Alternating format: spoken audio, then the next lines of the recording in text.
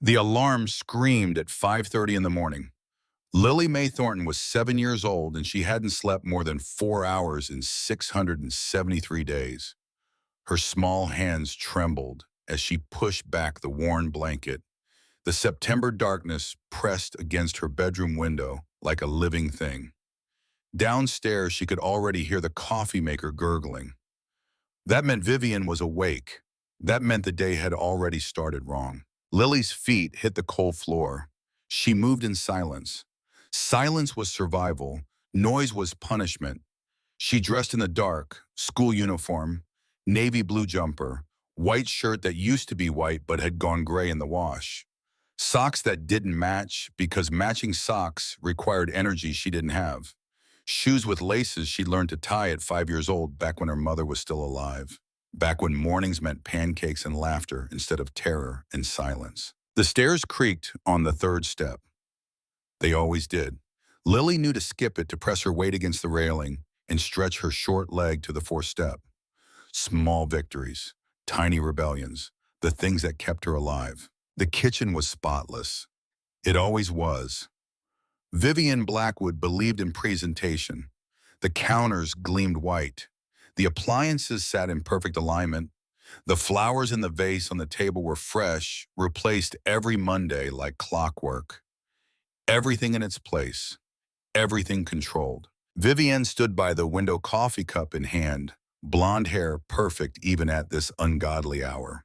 She wore yoga pants and a fitted top that showed off the body she maintained with religious dedication. 43 years old and could pass for 35. That's what people said. That's what they always said. She didn't turn when Lily entered, didn't acknowledge her at all. That was sometimes worse than the screaming. "Your father left early," Vivian said. Her voice was honey over glass, sweet and sharp. "Took the Portland route. Won't be back until Saturday."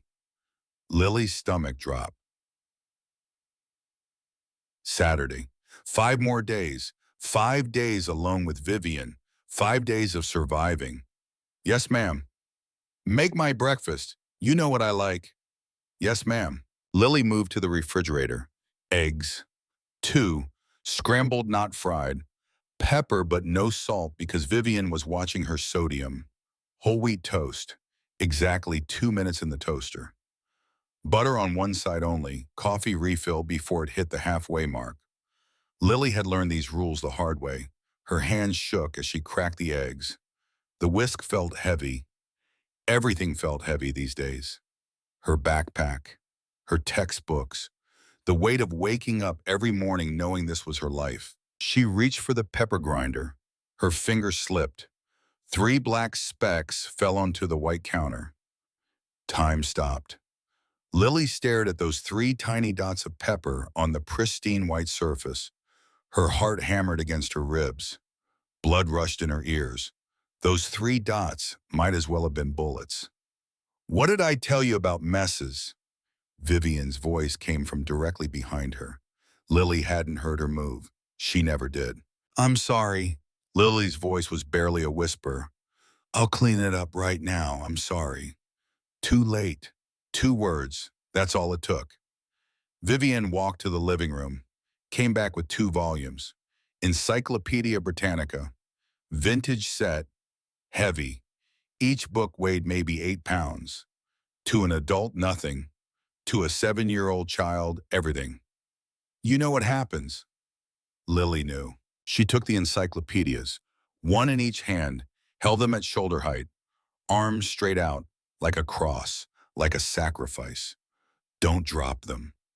Lily's arms were already shaking. They were always shaking these days. Muscle damage, nerve damage. The kind of damage that doesn't show up on x-rays, but lives in the body forever. A permanent reminder that childhood is supposed to be safe, but sometimes isn't. Vivienne sat at the kitchen table, sipped her coffee, scrolled through her phone, checked Facebook, liked photos of friends' children playing at parks, swimming in pools, smiling those big unconscious smiles of kids who don't know that some houses are prisons. 10 minutes passed. Lily's shoulders began to burn. That deep cellular burn that starts in the muscle and spreads like fire through the tendons, the ligaments, the bones themselves. 20 minutes. Her vision blurred. Sweat dripped into her eyes. She couldn't wipe it away. Couldn't move. Could only stand there holding these monuments to someone else's knowledge while her own body begged for mercy. 30 minutes. The front door opened. Closed. Warren Thornton, Lily's father, 38 years old, truck driver, good man people said, hard worker, provided for his family, did his best after his wife died. He walked past the kitchen, saw Lily standing there, saw the books, saw his daughter's face contorted in pain. "Morning, sweetheart," he said to Vivian, kissed her cheek, grabbed his travel mug. "Portland route, be back Saturday. Drive safe, honey." He left. Didn't ask why his 7-year-old daughter was holding encyclopedias at 6 in the morning. Didn't ask because he didn't want to know. The door closed. The truck started. Drove away. 1 hour. Lily's arms weren't shaking anymore. They'd gone past shaking into that realm of pain where the body starts to shut down, where muscles spasm, where the mind begins to fracture because this level of suffering isn't supposed to be survivable. "Please," Lily whispered. "Please, I'm sorry. I won't mess up again. Please." "Shh, you're being dramatic." 2 hours. Lily couldn't feel her hands, couldn't feel her arms. The books were part of her now, extensions of her body. Or maybe her body had become an extension of the punishment. Hard to tell anymore where she ended and the pain began. 3 hours. The books fell. Lily didn't drop them. Her body gave out, refused, staged a mutiny, said no more. The encyclopedias hit the hardwood floor with a sound like breaking bones. Lily collapsed, crumpled, a puppet with cut strings.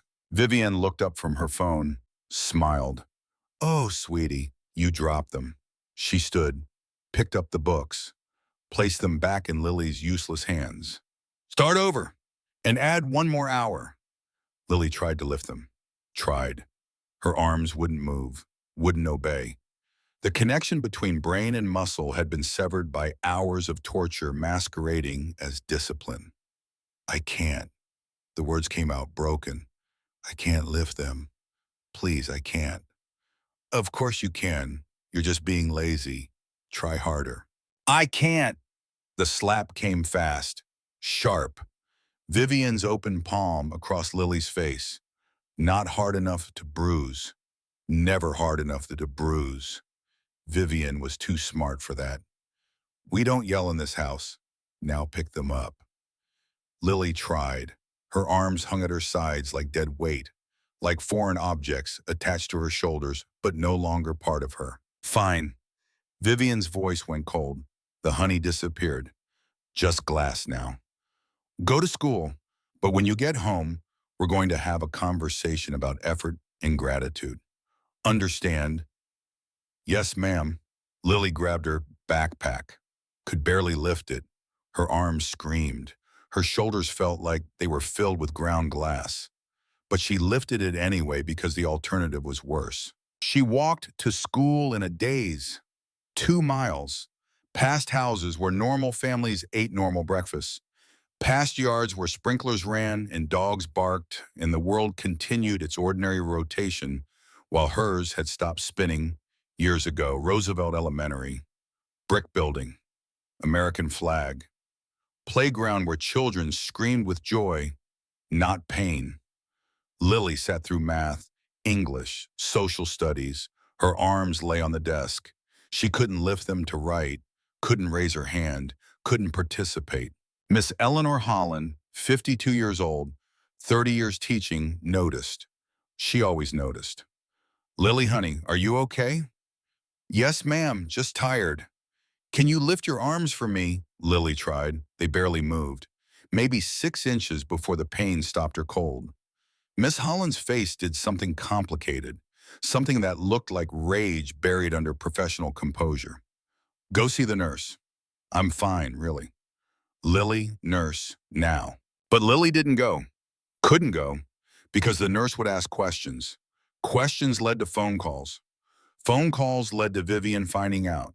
And Vivian finding out led to punishments that made encyclopedia holding look like mercy. At 3 o'clock, Lily walked home. Different route today. Not sure why.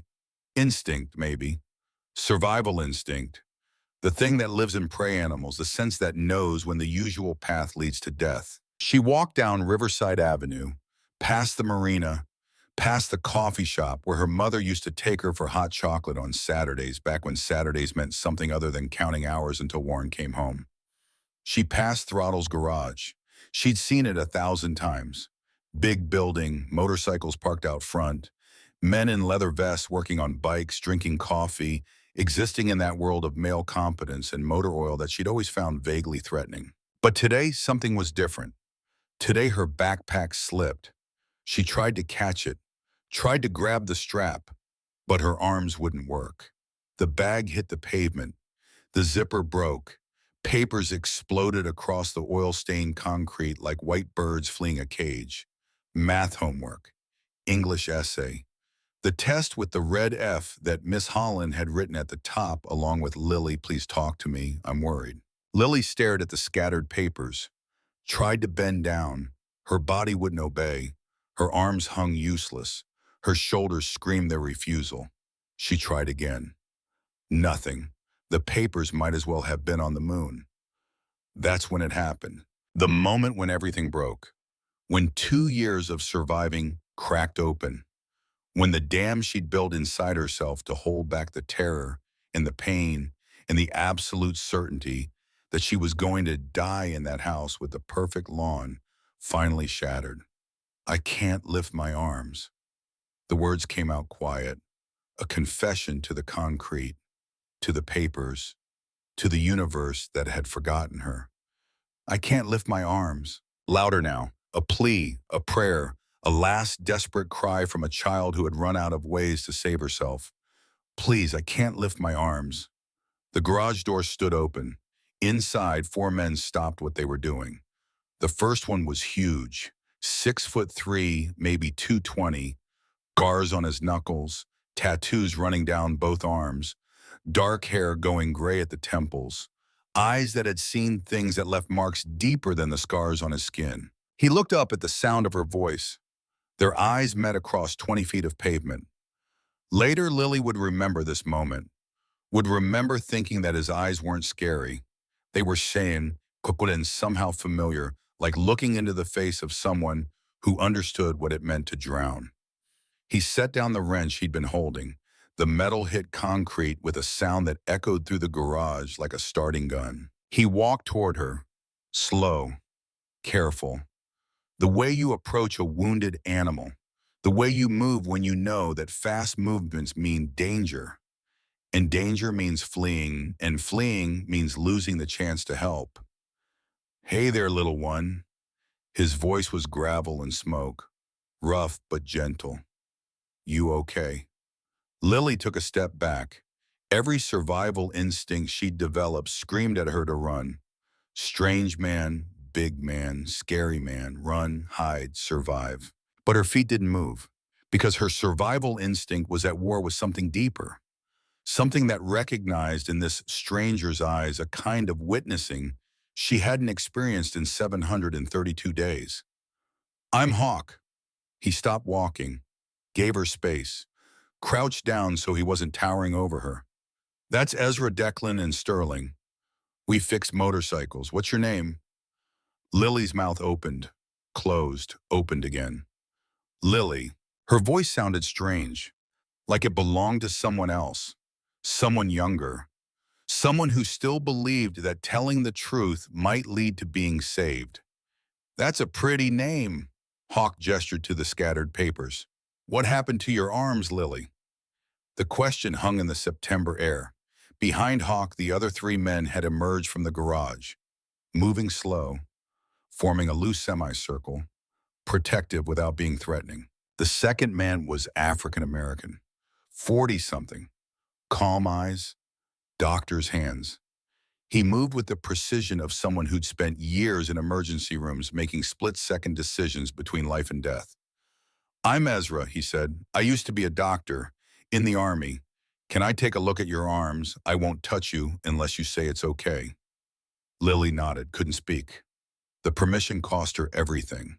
Can you try to lift your right arm for me? Just try. Lily tried, her face scrunched up with the effort, with the pain that lived in her shoulders now like a second skeleton made of fire. The arm moved maybe 6 inches before it fell back to her side. Now the left. Same result. How long have they been like this? Ezra's voice stayed calm, professional, but something in his eyes had gone hard. Since this morning, she made me hold the encyclopedias, both volumes, 4 hours. Then I dropped them and she said, start over, but I couldn't. I tried. I tried so hard, but my arms wouldn't work anymore. The words tumbled out. A confession, a plea, a breaking. Ezra looked at Hawk. They didn't speak, didn't need to. Whatever conversation they were having happened in the language of men who'd seen enough suffering to recognize it instantly. The third man stepped forward, younger, maybe late 20s, red hair, Irish features, fists clenched at his sides like he was physically restraining himself from doing something violent. Who made you hold books, kid? I can't tell. Lily's voice went small, terrified, because this was the moment where telling the truth led to consequences, where speaking led to Vivian finding out, where help turned into hurt. I can't. If I tell, it gets worse. She said it gets worse. She said if I ever tell anyone, she'll make sure Grandma Maggie has an accident. She said she knows people. She said she can make things happen and nobody would ever know it was her. The fourth man spoke, older, gray beard, eyes that had seen the inside of too many broken homes. Lily, honey, I used to work with kids for 30 years. I know you're scared, but nobody here is going to let anything happen to you or your grandma. We just need to understand what's going on. Who's she? Lily looked at the scattered papers, at these four massive men who'd stopped their entire day because a 7-year-old was crying, at the garage behind them that smelled like motor oil and coffee, and something that felt almost like safety. She made a choice. Not a good choice, not a smart choice, but the only choice left. My dad's girlfriend, Vivian, but I can't tell anyone. I can't. She said she'd hurt people I love. She said she'd make sure I never see my grandma again. She said nobody would believe me anyway because she's so good at pretending. Hawk's jaw clenched. Where do you live, Lily? Cedar Street, the blue house with the white fence. That's 4 blocks from here. I know. We're gonna walk you home. Make sure you get there safe. That okay? Terror flooded Lily's face. No, you can't. If she sees you, she'll know I told. She'll know. We'll stay down the street. Watch from a distance. She won't see us. But we need to make sure you get inside okay. Can you trust us that much? Trust. The word felt foreign. Trust had died the day her mother's car went off the road on I-5. Trust had been buried with Julia Thornton in the cemetery on the hill where Lily wasn't allowed to visit anymore because Vivian said dwelling on the past wasn't healthy. But Lily nodded. Because what else was there to do? Ezra gathered her papers, placed them carefully in her broken backpack, handed it to her like it was something precious. They walked. 4 massive bikers and 1 tiny girl. An unlikely parade, moving down Riverside Avenue towards Cedar Street while the autumn sun slanted through the trees and people watched from windows and wondered what story they were witnessing. Lily walked between Hawk and Ezra. The other 2 flanked them like guards. Nobody spoke. The silence felt different from Vivian's silence. Not threatening, almost protective. 4 blocks. Lily counted each one. With every step closer to the blue house, her heart beat faster. With every step, the brief window of hope that had opened at the garage began to close, because she knew what came next. The blue house appeared at the end of the street.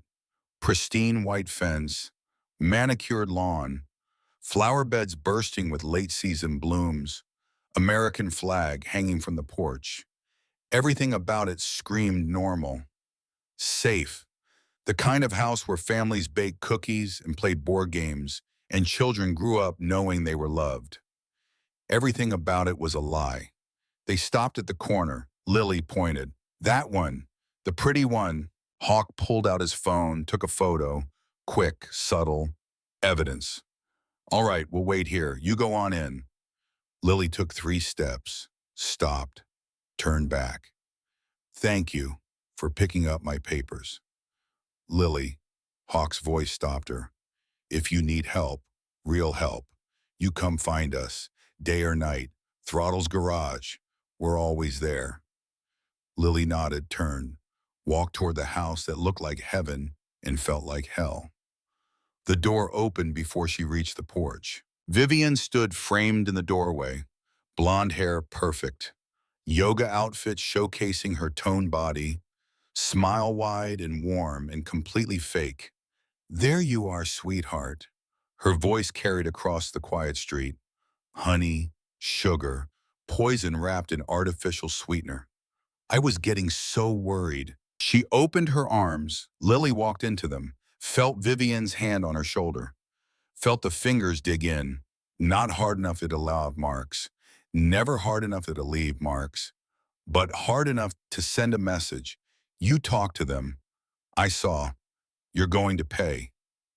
Thank you so much for walking her home, Vivian called to the bikers. She's always wandering off. Such a warrior, this one. She guided Lily inside, still smiling, still waving, the perfect concerned mother. The door closed. The smile vanished like it had never existed. Vivian's hand tightened on Lily's shoulder, spun her around, got down to eye level, close enough that Lily could smell the peppermint on her breath. Who were they? I don't know. I just dropped my papers and they helped me pick them up. I swear. I didn't talk to them. I didn't say anything. The slap came fast, not hard, just enough to sting, just enough to remind Lily of her place. Don't lie to me. I saw you talking. What did you tell them? Nothing, I swear. They asked if I was okay, and I said yes, and that's all. Vivian studied her face, looking for the lie, looking for the crack in the story. You know what happens when you talk to strangers?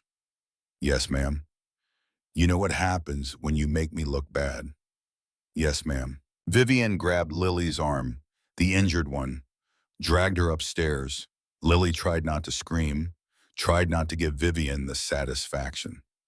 At the top of the stairs, Vivian stopped, smiled, that terrible smile that meant pain was coming. Go to your room, do your homework. Dinner's at 6. If you're late, you know the consequences. Yes, ma'am. Lily went to her room, closed the door, sat on her bed and stared at nothing. Her arms throbbed. Her face stung where Vivian had hit her. Her shoulder ached where fingers had dug in like talons. But something had changed. For the first time in 732 days, someone had seen her, really seen her. Not the perfect student, not the quiet girl, not the child who'd learned to make herself invisible. They'd seen the truth, and they hadn't looked away.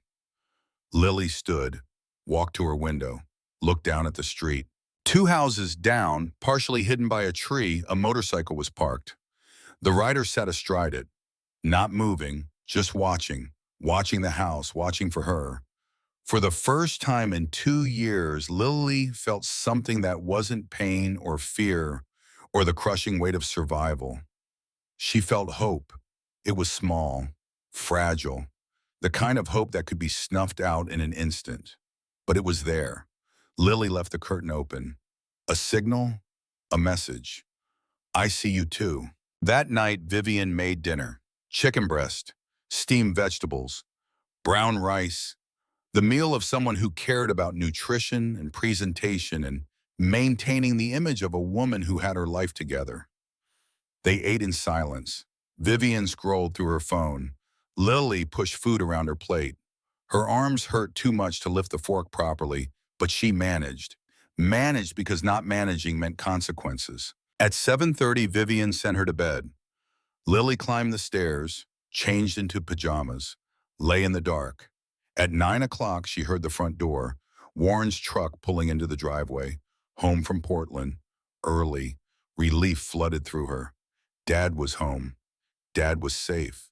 When Dad was home, Vivian was different, controlled. The punishments came less frequently.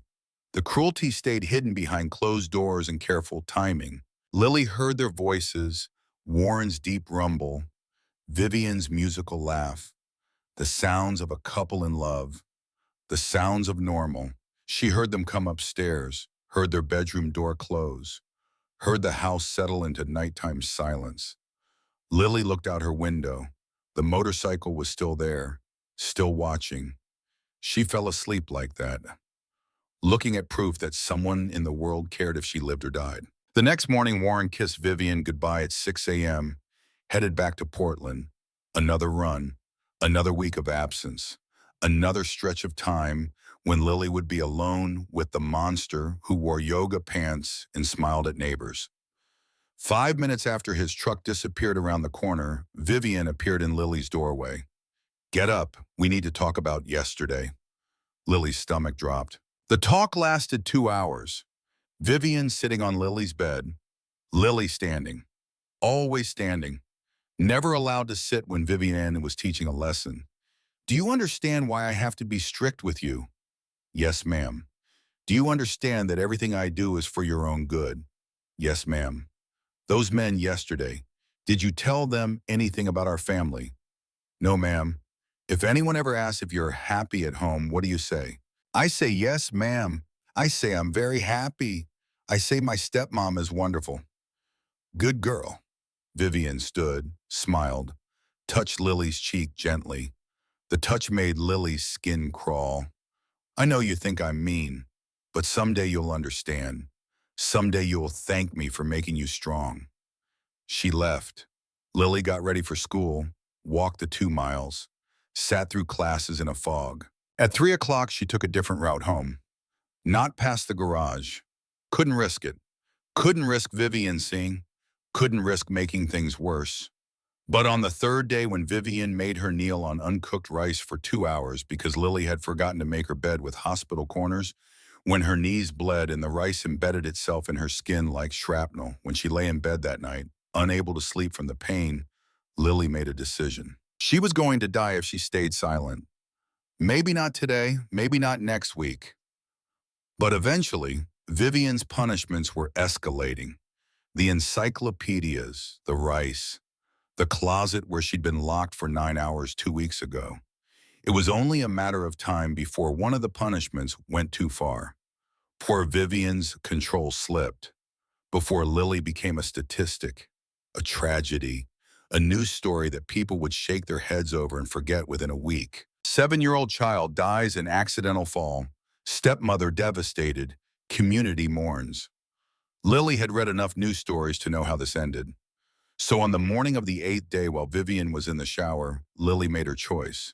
She grabbed her backpack, pulled out the drawing she'd been working on for 3 nights, the one she'd hidden under her mattress, the one that told the truth in pictures because pictures couldn't be denied. A stick figure with yellow hair, tall, looming, holding a belt. A stick figure with brown hair, small, cowering, red marks covering her body. Above it in careful 7-year-old handwriting, "Help me please." And in the corner, barely visible, 4 larger stick figures. Motorcycles sketched beneath them. Lily ran. She didn't take the usual route to school, took the long the way that went past Throttle's garage. It was 6:30 in the morning, the sun barely up, but Hawk was there, opening the garage, setting up for the day, moving with the careful precision of a man who'd spent decades following routines because routines kept the chaos at bay.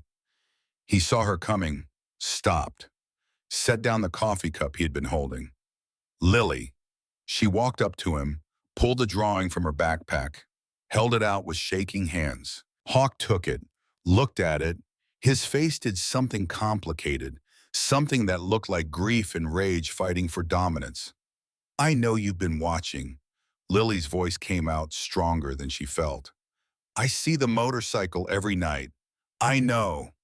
Hawk opened his mouth. closed it, the truth sitting between them like a living thing.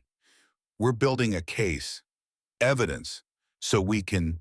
I don't have time for evidence. Lily cut him off. Her voice was ice, the voice of a child who'd learned that survival meant taking control. My dad comes home Friday. If he sees me hurt, Vivian will say I fell. He'll believe her. He always believes her. She looked up at this massive man with his scars and his sad eyes and his motorcycle that had kept watch over her house like a guardian. I need help now, please. I'm asking, I'm begging. I'm telling you the truth. Help me. Hawk crouched down, eye to eye, man to child, witness to victim. We will help you. I swear to God we will help you. But we need to do this right. Legal. So she can't hurt you ever again. Can you be brave a little longer? Lily almost laughed. Almost. The sound that wanted to come out was half laugh, half scream. I've been brave for 732 days. What's a few more? Hawk pulled out his phone. Here's what we're going to do. Every day at 3, you walk past here on your way home. You drop something, a book, a paper. Doesn't matter. That gives you a reason to stop. You tell me what happened the night before. I record it. Evidence. Real evidence. The kind that holds up in court. Can you do that? Lily looked at the phone, at the drawing in Hawk's hands, at the choice she was making. Trust a stranger. Risk everything. Hope that this time telling the truth would lead somewhere other than pain. Will it work? It has to. Not a promise, not a guarantee, just honesty. Lily appreciated that more than false hope. Okay, she nodded. Okay, I'll do it. Good girl. Hawk stood. Now get to school. Act normal. And Lily, you're not alone anymore. We're watching. We're here. We're not going anywhere. Lily walked to school, sat through classes, walked home. At 3 o'clock, she walked past the garage, dropped her math book. Hawk came out, helped her pick it up, phone hidden in his palm.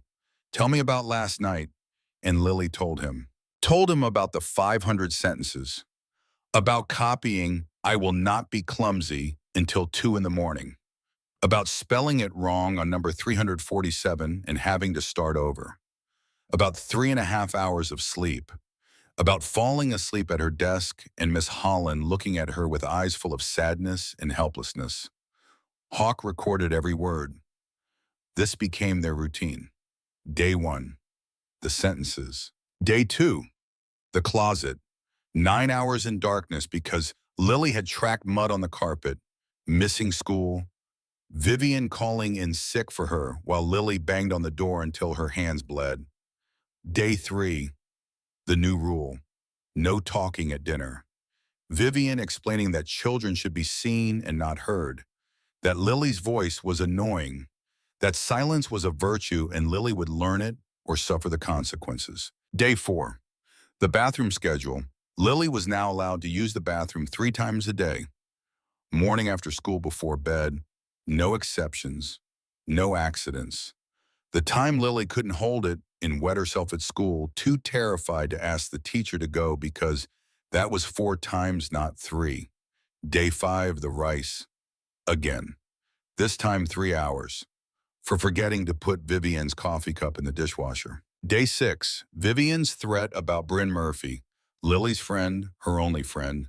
Vivian forbidding their friendship, saying that if Lily spoke to Bryn again, something bad would happen to Bryn, something that would be Lily's fault.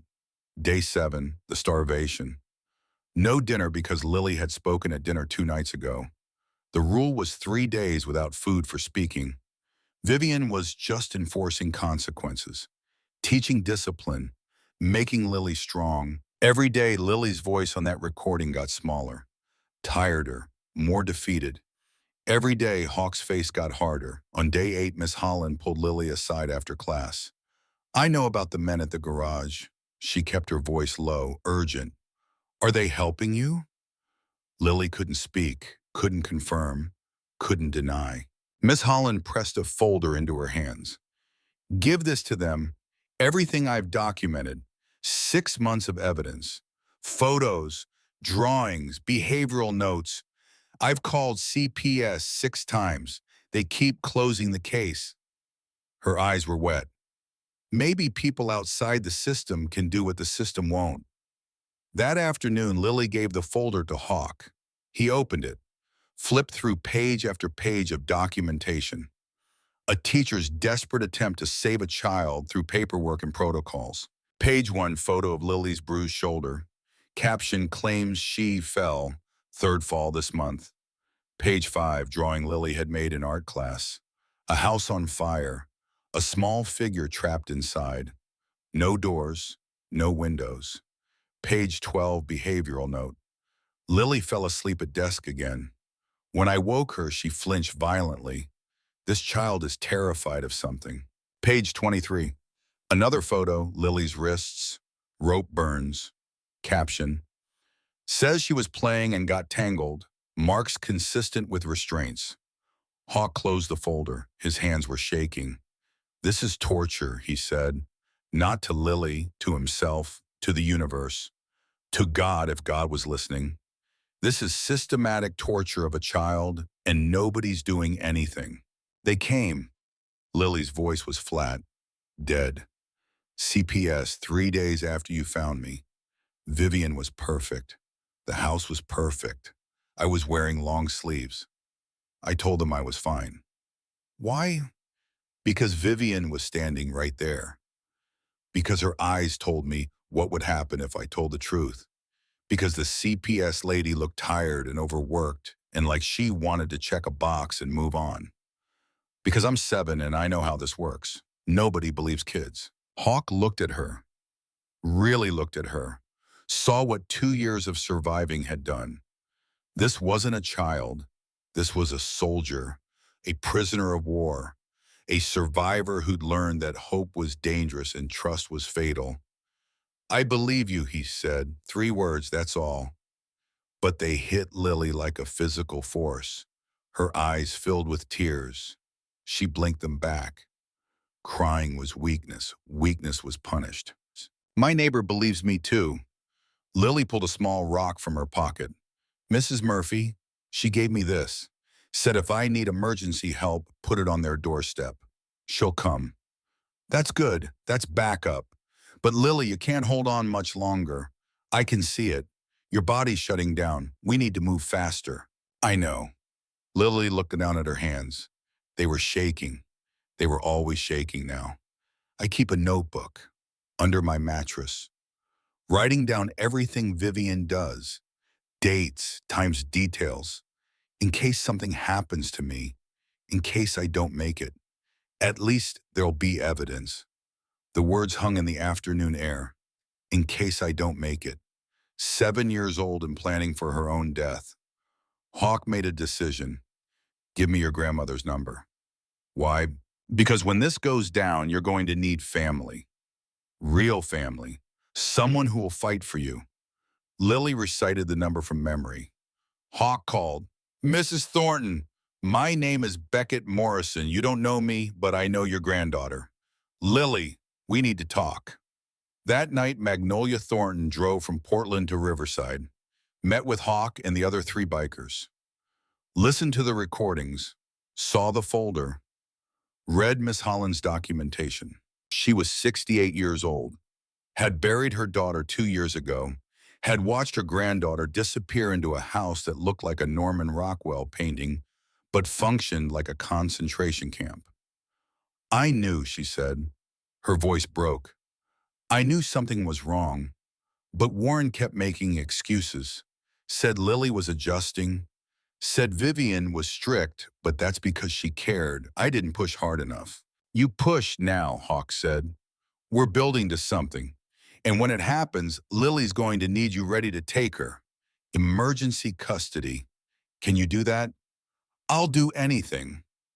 Magnolia's hands clenched. That's my grandbaby. My Julia's baby. I'll burn the world down if that's what it takes. Day 9, day 10, day 11. The recordings continued. The evidence piled up. But Vivian was escalating. She knew. Somehow she knew. Maybe saw Lily walking past the garage. Maybe noticed the small changes.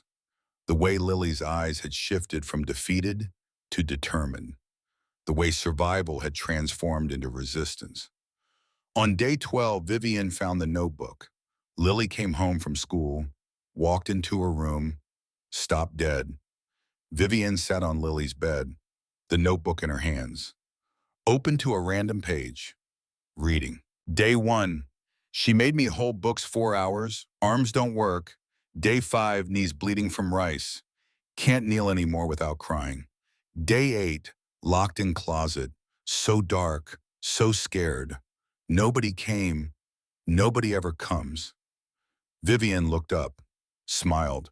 What is this? Lily's world ended. It's for school, creative writing. We're supposed to, Mom, don't lie to me. The scream rattled the windows.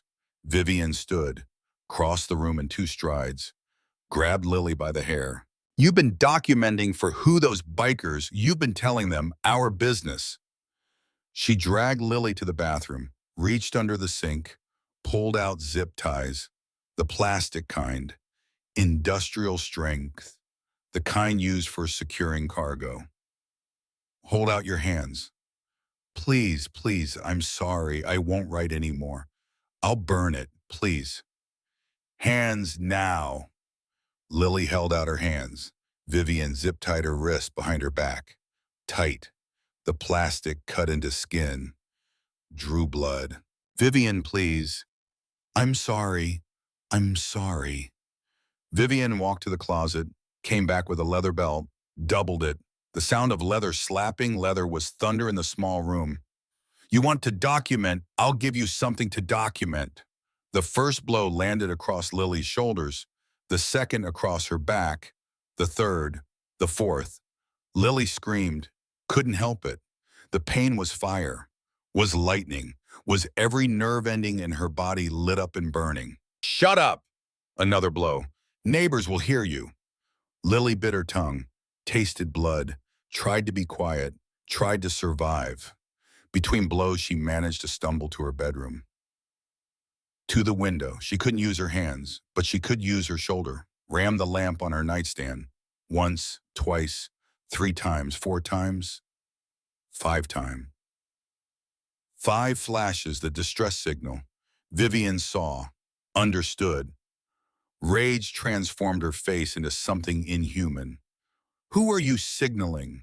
She yanked the curtain closed, grabbed Lily, threw her to the floor. You want help? Nobody's helping you. Nobody can help you. You're mine. Do you understand mine? Lily lay on the floor, hands zip-tied behind her back, shoulders screaming, back bleeding. She looked up at Vivian, at the monster who'd worn a mask for so long. The mask had become more real than the face beneath. And Lily screamed, not in pain, not in fear, in pure, unadulterated rage. Help someone, help me, Hawk, please, anybody. Her voice carried through the closed window, through the walls, into the quiet evening of Cedar Street where families ate dinner and children did homework and the world pretended that houses like this one didn't exist. Glass shattered. Lily's bedroom window exploded inward in a shower of safety glass in desperation. Hawk came through like an avenging angel. Leather vest, scarred knuckles, eyes that had seen war and death and had decided that this child, this small broken child, was worth risking everything for. He landed, saw Lily on the floor, saw the zip ties, saw the blood, saw Vivian standing over her with the belt still in her hand. Time stopped. Get away from her. His voice was death, was judgment, was the sound of a man who'd carried guilt for 17 years and had finally found a chance at redemption. Vivian's mask shattered completely. You're trespassing. I'm calling the police. You broke into my home. Good. Call them. Hawk pulled a knife from his belt, knelt beside Lily, cut the zip ties. His hands were gentle, impossibly gentle for someone so large. I got you, he whispered. You're safe, I got you. Lily collapsed into his arms, Her body gave out. 2 years of holding everything together, of surviving, of fighting, finally released. She was safe. For the first time in 732 days, she was safe. Sirens wailed in the distance, getting closer. Ezra had called 911 the moment Hawk went through that window.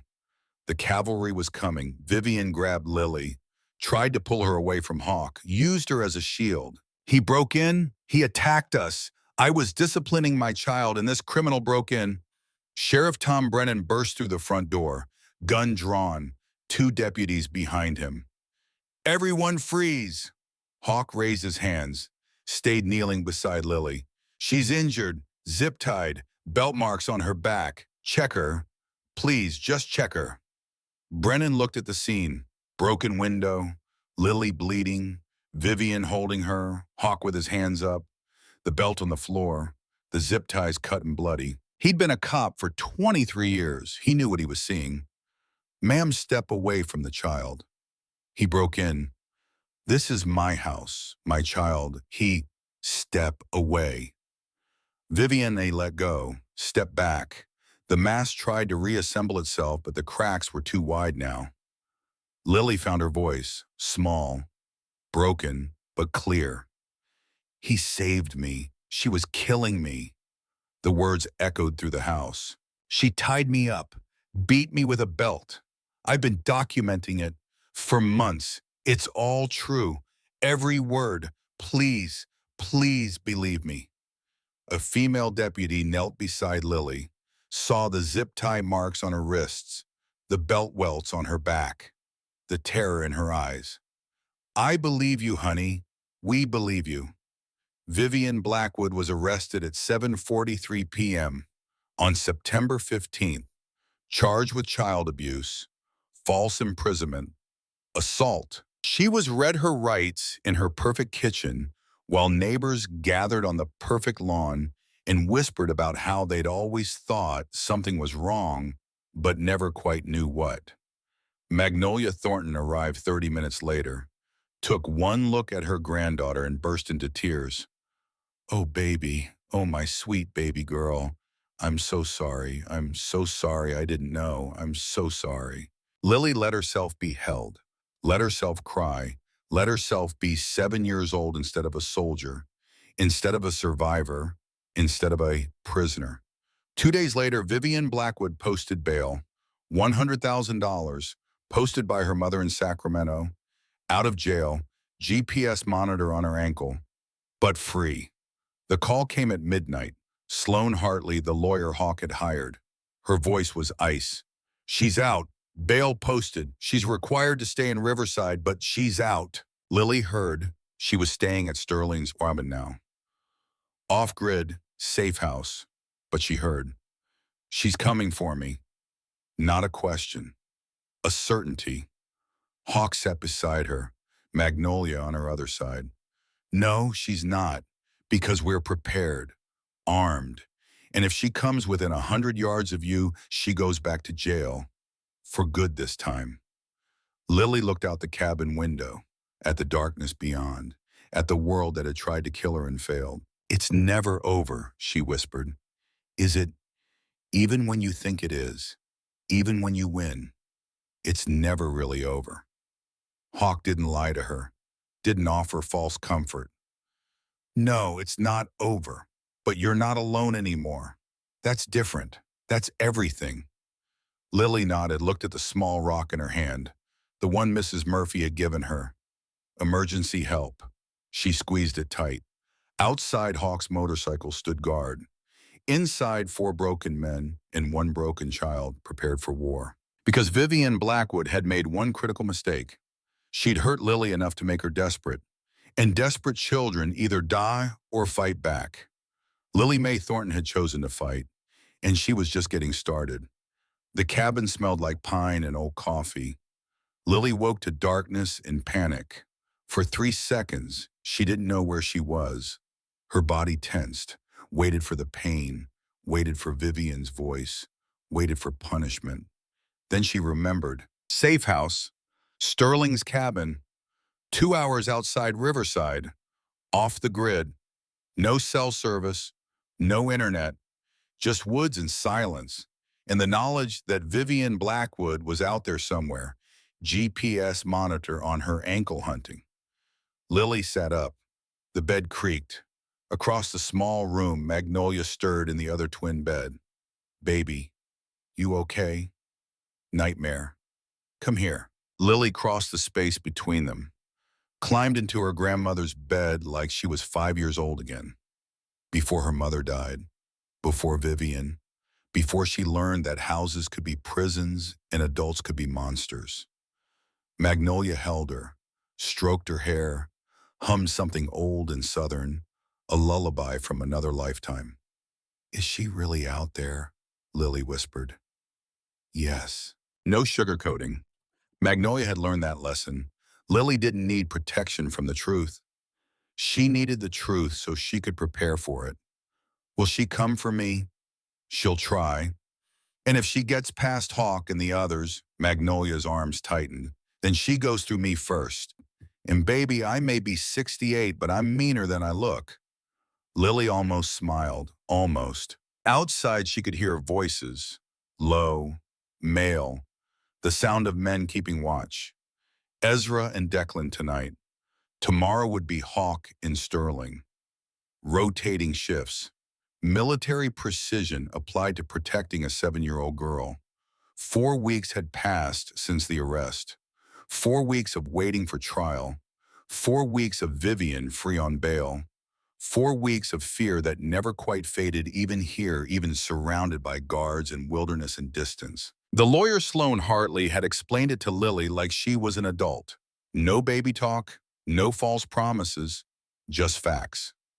The trial is scheduled for 8 weeks from now. District Attorney is building the case.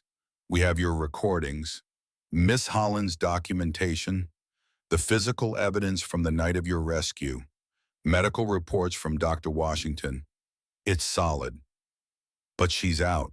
Yes, the judge granted bail, $100,000. Her mother posted it. Vivian's required to wear a GPS monitor. She can't leave Riverside, can't come within 500 feet of you. If she violates those conditions, she goes straight back to jail. But what if she doesn't care about conditions? Sloan had looked at Lily with eyes that had seen too many cases like this. Then we have a problem. That conversation had been 3 weeks ago. Since then, nothing.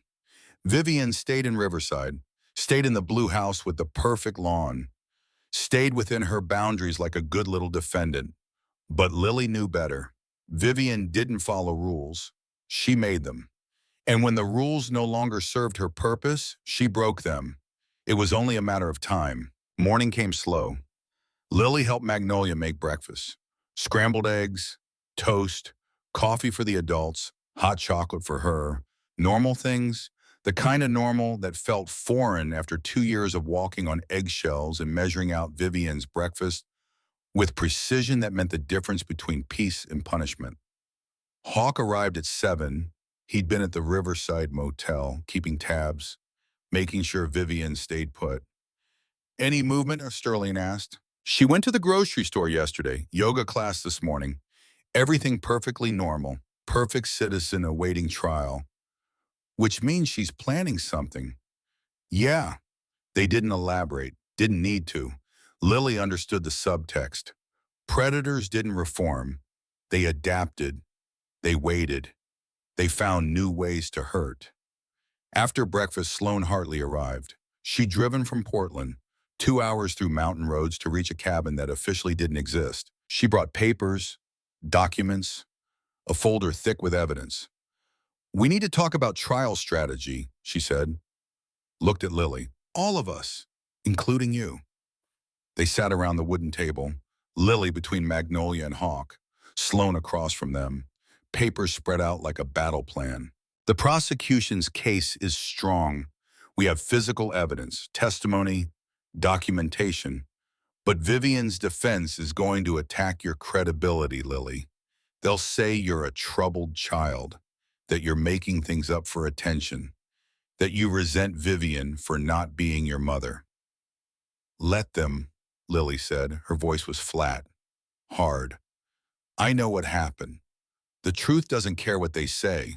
Yes, same methods, stress positions, isolation, psychological torture. Peter documented everything.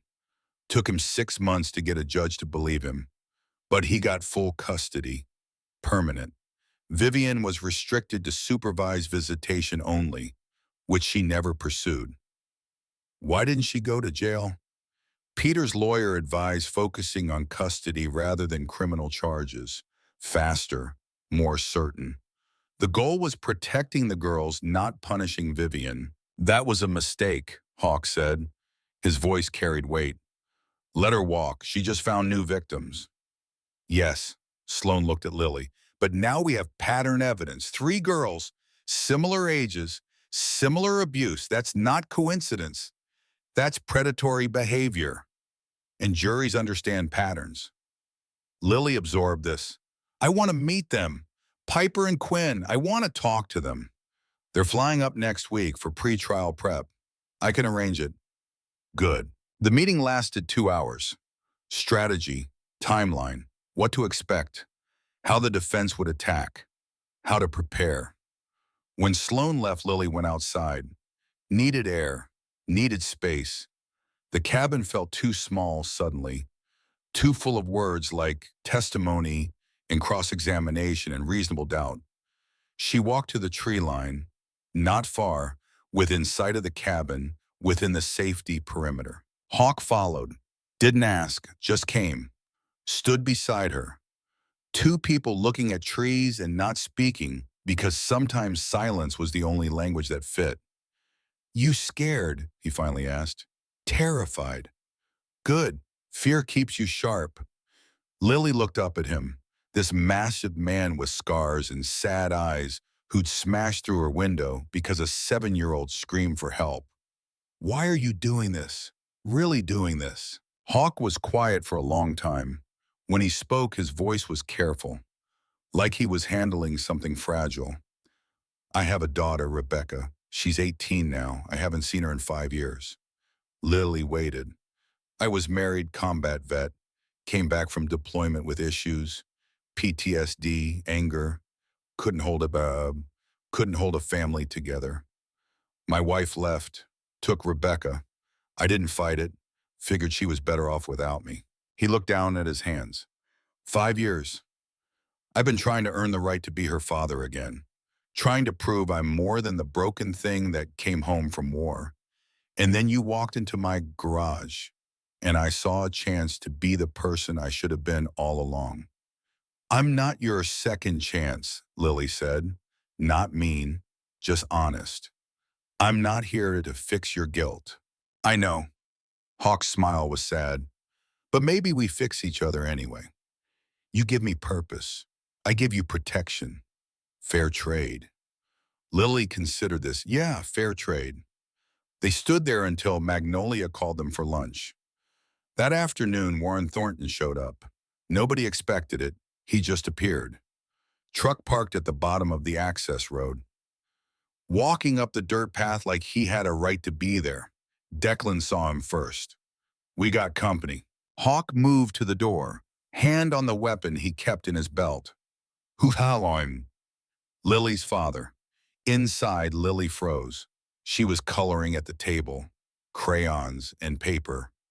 Normal kid stuff that felt strange after 2 years of being afraid to do anything that might make noise. I don't want to see him. Magnolia put a hand on her shoulder. You don't have to. I'll send him away. No, Lily put down the crayon. Let him come. Let him say whatever he came to say, then he can leave. Warren Thornton reached the cabin, stopped when he saw 4 bikers arrayed like a wall between him and the door. I just want to talk to my daughter. She doesn't want to see you, Hawk said. She's my daughter. I have a right. You have no rights. Magnolia appeared behind the bikers, pushed through, stood nose to nose with her son-in-law despite being a foot shorter. You lost rights when you left her alone with that monster, when you ignored every sign, when you chose convenience over protecting your child. I didn't know. I swear to God I didn't know. You didn't want to know. There's a difference. Warren's face crumpled. Please, I need to see her.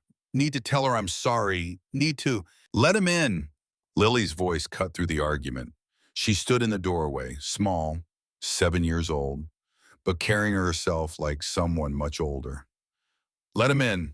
5 minutes. They made space. Warren walked past the bikers, past Magnolia's glare, into the cabin where his daughter waited. He stopped 3 feet away, like distance could protect him from what he'd done, from what he'd failed to do. Hi, baby girl. Don't call me that. Lily's voice was ice. You don't get to call me that anymore. Lily, I'm so sorry. I didn't know what she was doing. I swear I didn't know. You knew something was wrong. I thought you were adjusting. Thought Vivian was strict, but that's because she cared. I thought you didn't think. Lily cut him off. You didn't want to think because thinking meant dealing with it, meant choosing between me and her. And you chose her every single time. Warren dropped to his knees. I know. God, I know. And I'll spend the rest of my life trying to make it right. Please, please give me a chance. I tried to tell you, remember 6 months ago, I said Vivian was mean. You said I needed to adjust. I said she made me do things that hurt. You said she was teaching me discipline. I told you and you didn't listen. I was wrong, I was so wrong, but I'm listening now, I'm here now. Too late. Lily's voice didn't waver. You're here because she got arrested, because you had no choice, not because you suddenly cared. She walked closer, looked down at this man who had helped create her, but had failed to protect her.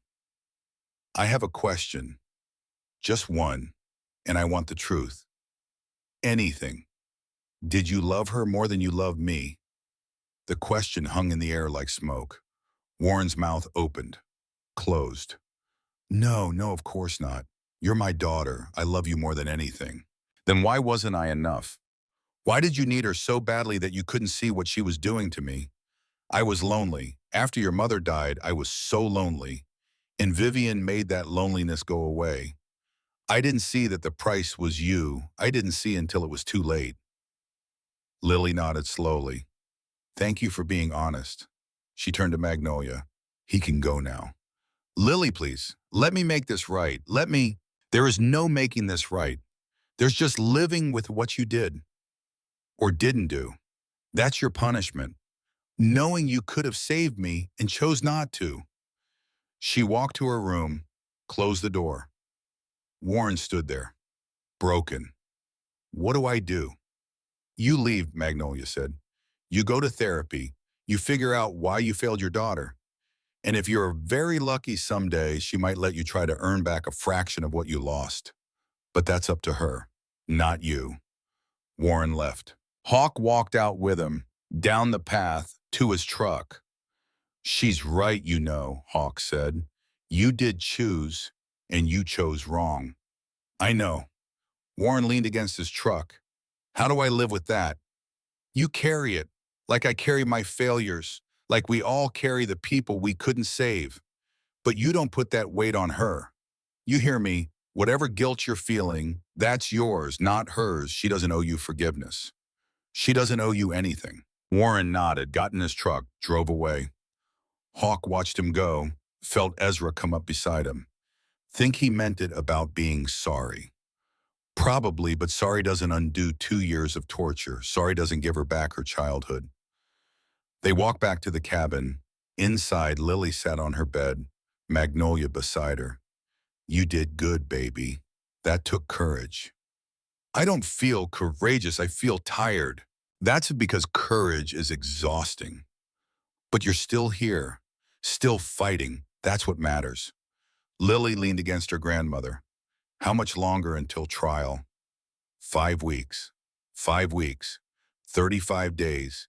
840 hours of waiting to face Vivian in court. Waiting to tell her story to strangers. Waiting to find out if the truth was enough. That night, Lily couldn't sleep. She lay in bed listening to the cabin settle, listening to the guards change shift outside, listening to her own heartbeat and wondering if it would ever stop racing. At 2 a.m. she gave up, went to the main room, found Hawk sitting at the table, coffee cup, laptop open. Can't sleep either, she asked. Never could, not since the Marines. Lily sat across from him. What are you working on? Hawk turned the laptop, showed her a rough sketch, logo at the top, an angel with motorcycle wings. After we get through your trial, I want to build something, an organization for kids like you. Kids the system fails, train volunteers, establish protocols, create a network of people who give a damn. Lily looked at the sketch. Because of me, because of you, because of every kid who gets hurt while adults look the other way. We can't be everywhere, but we can build something that is. Will it work? Don't know, but we have to try. Lily nodded, stared at the screen, at the idea that her pain might become purpose, that surviving might mean something beyond just not dying. Can I help after trial? Can I be part of it? Kid, you are it. You're the reason. The proof that one person speaking up can change everything. They sat in comfortable silence, drinking hot chocolate and coffee, planning a future that depended on first surviving the present. The next week, Piper and Quinn Blackwood arrived. They flew in from San Diego with their father, 14 and 12, blonde like Vivian used to be before she went darker. Eyes that carried the same weight Lily's did, the weight of surviving something that should have killed them. Sloan arranged the meeting at her office. Neutral ground, safe. Lily walked in nervous. These girls had lived through what she'd lived through. They knew, really knew. But knowing didn't make meeting them easier. Piper stood first, taller, older, protective energy radiating off her like heat. You must be Lily. Yeah, I'm Piper. This is Quinn. Quinn stayed seated, quieter, eyes red like she'd been crying. They stared at each other. Three girls separated by years and miles, but connected by trauma that had the same face, same voice, same methods. Did she make you hold books? Lily asked. Encyclopedias, Piper confirmed, for hours. Did she lock you in closets, in garages, in bathrooms? Did she threaten people you loved? Our dad said she'd make sure he had an accident if we told. Lily nodded, sat down. She said the same thing about my grandma. Quinn finally spoke. Did you believe her? Yes, didn't you, Bamps? Every word. They sat in Sloan's conference room. Three survivors sharing war stories, comparing scars that didn't show on skin but lived in the bones. How did you tell? Lily asked. How did you get out? Piper's jaw tightened. Quinn tried to kill herself, took pills, Dad found her, rushed her to the hospital. She told the doctors, and once she started talking, I couldn't stop. She looked at her younger sister. I should have told first, should have protected you. But I was scared. We were both scared, Quinn said. Being scared wasn't the problem. Her being a monster was the problem. Lily understood that. The guilt of surviving, the what-ifs, the should-haves, all the ways you torture yourself for not being strong enough, fast enough, brave enough, when you were just a kid trying to stay alive. I'm testifying, Piper said, at your trial, telling them everything, so they know she's done this before, so they know you're not lying. Me too, Quinn added, if that's okay. It's okay. Lily felt something shift, something that felt almost like hope. Thank you. They talked for 2 hours, shared stories, shared survival strategies, shared the specific hell of living with someone who smiled at the outside world while creating torture chambers behind closed doors. When they left, Lily felt different, less alone, not fixed. Healing wasn't that simple, but less alone, and that was something. 4 weeks until trial, then 3 weeks, then 2. Time moved in strange ways, sometimes fast, sometimes glacially slow, but always forward, always toward the day when Lily would have to walk into a courtroom and face Vivian again. Sloan prepared her, mock testimony, practice questions, how to handle cross-examination. The defense attorney will try to rattle you, make you doubt yourself, make you angry. Don't let him. Stay calm. Tell the truth. That's all you have to tripo. What if I freeze? Then you take a breath. Look at your grandmother. Look at Hawk. Remember why you're doing this. And you start again.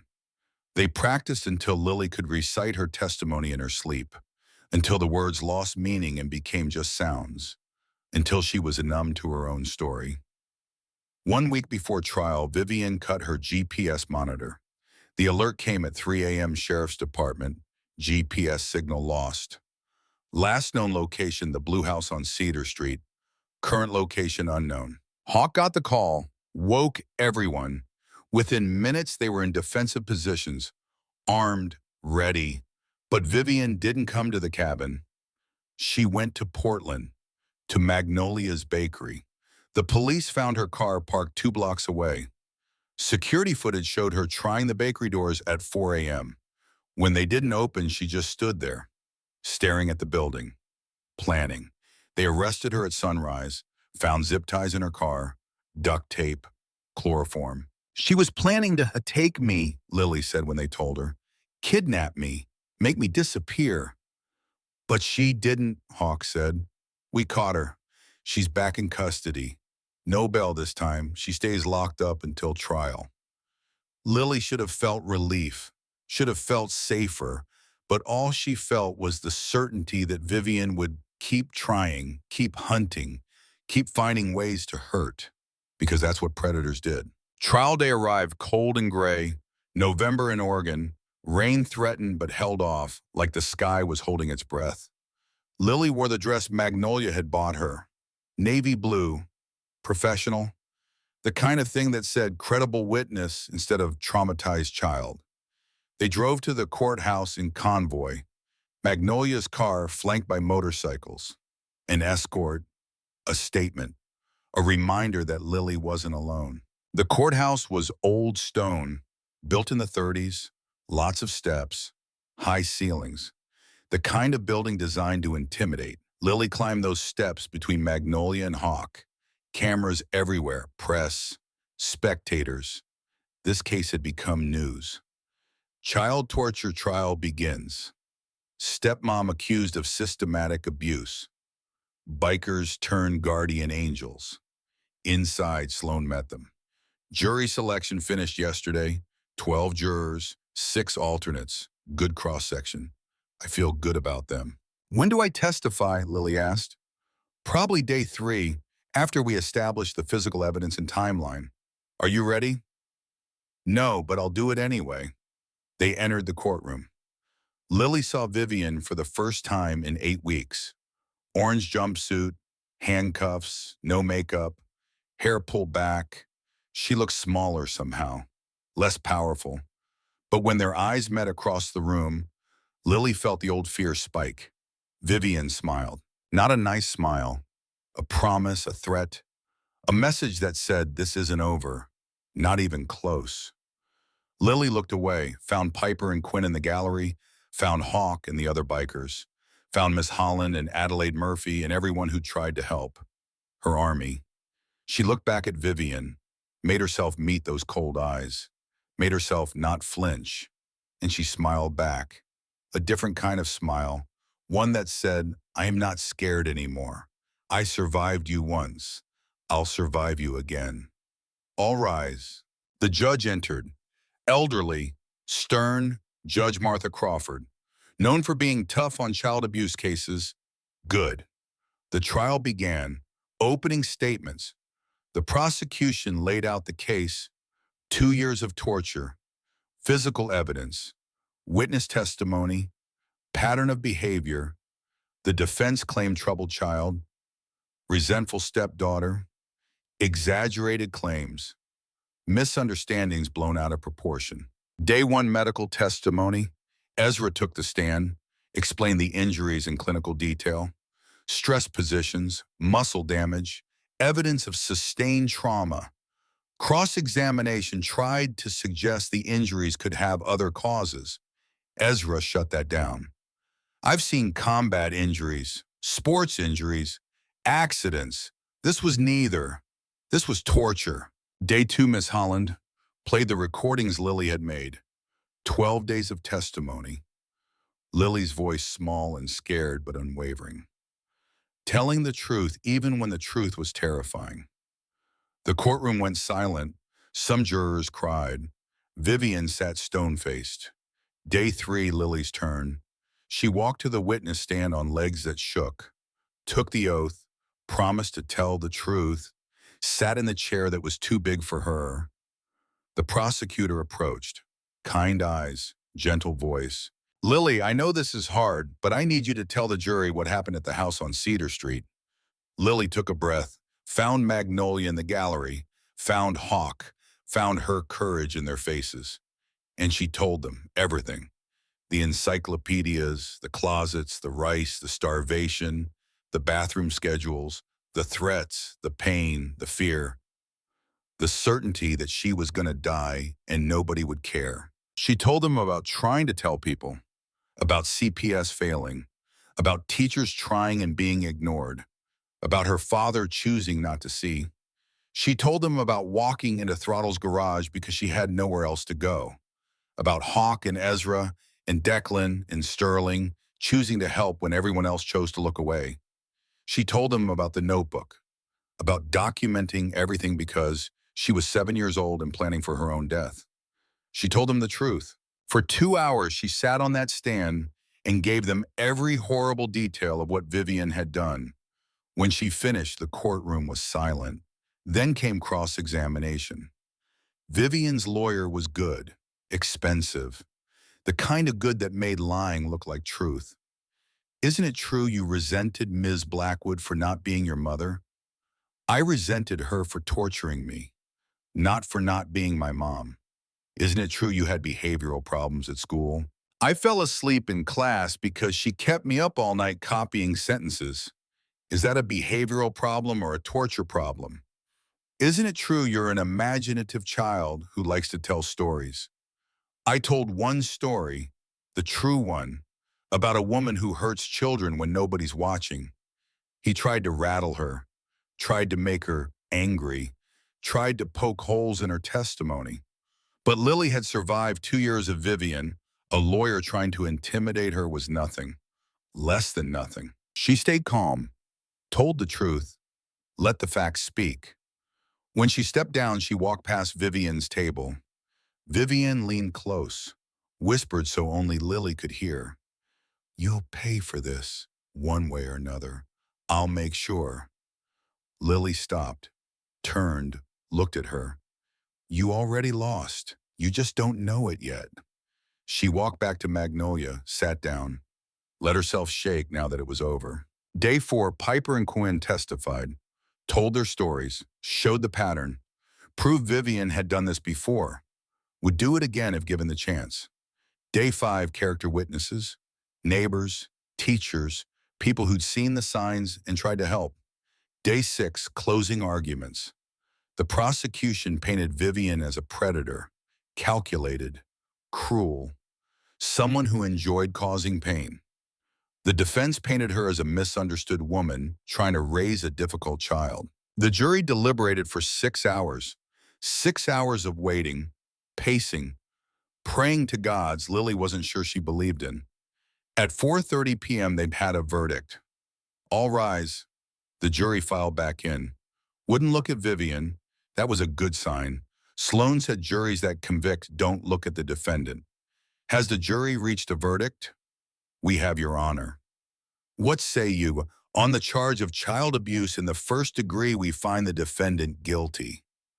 Lily's knees went weak. On the charge of false imprisonment, we find the defendant guilty. Magnolia grabbed her hand.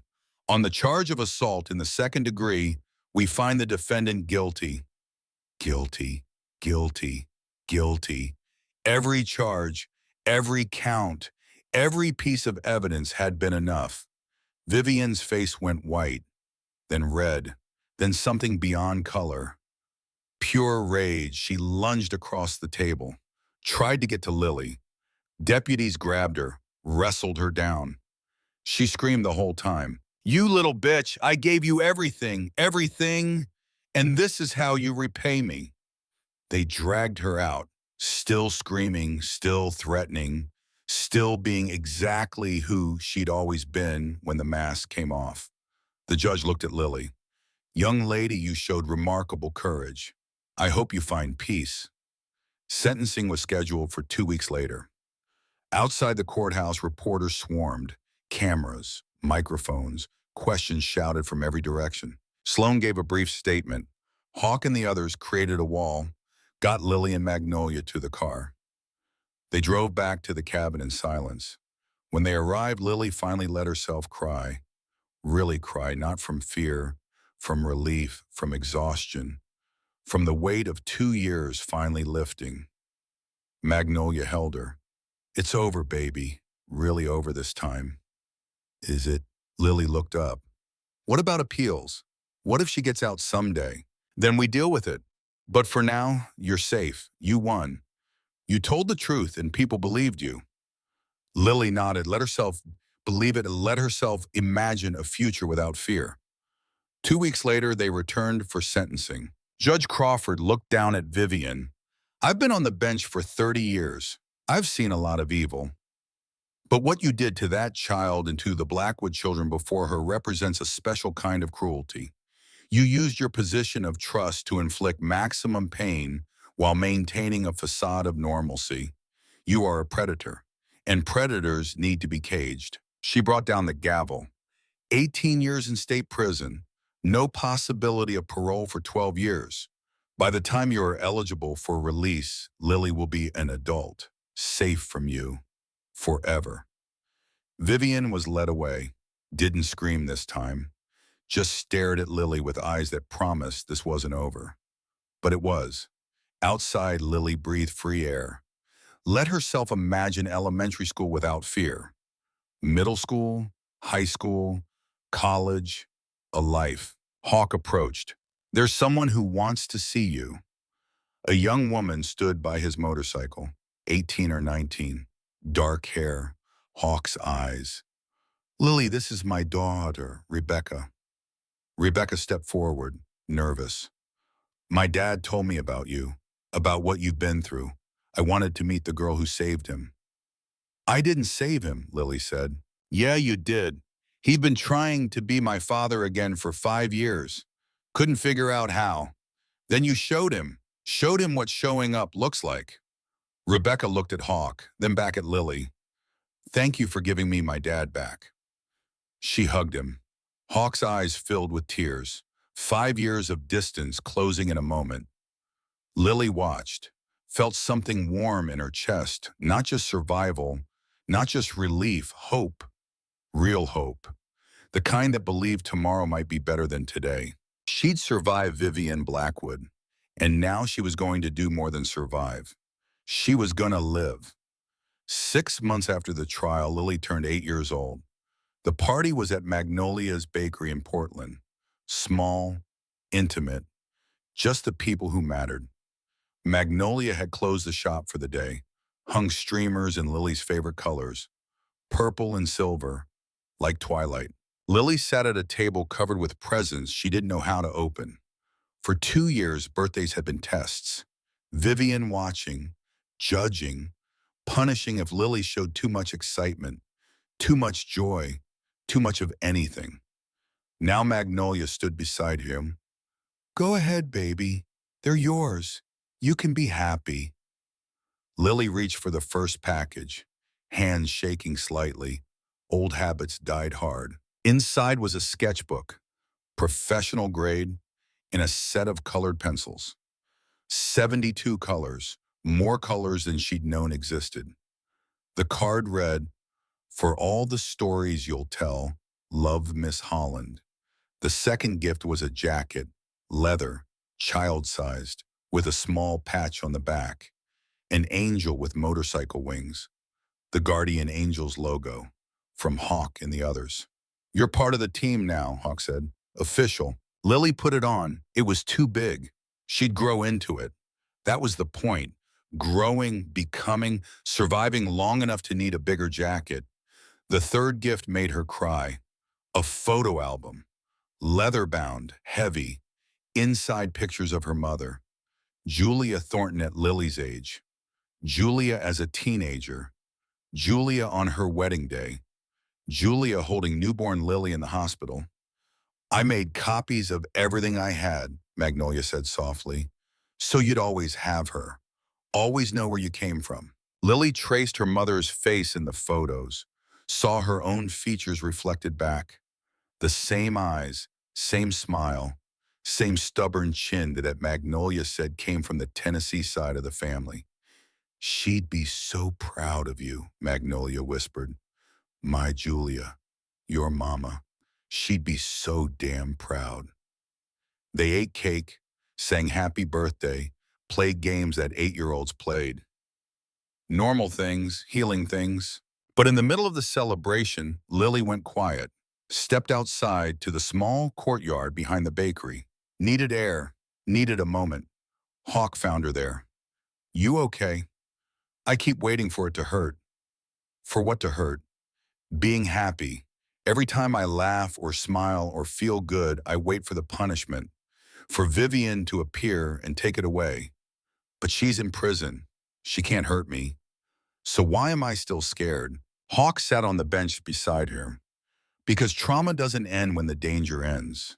It lives in your body, your brain. Takes time to convince yourself you are really safe. How much time? Different for everyone, but it gets easier. I promise it gets easier. They sat in comfortable silence. Then Lily asked the question she'd been holding for months. Why did you really help me? And don't say because you're a good person. Nobody's that good. Hawk was quiet for a long time. When he spoke, his voice was careful. I told you I have a daughter, Rebecca. What I didn't tell you was why she stopped talking to me. He looked at his hands. When I came back from the Marines, I was angry all the time. Took it out on everyone around me. Never hit them, never physically hurt them. But I was mean, cold, said things that left scars anyway. One day Rebecca was 12. She came to me crying, said a boy at school was bullying her, shoving her, calling her names, asked me to help. And I told her to toughen up. Stop being so sensitive. Deal with it herself. His jaw clenched. Week later, that boy put her in the hospital, broke her arm, gave her a concussion.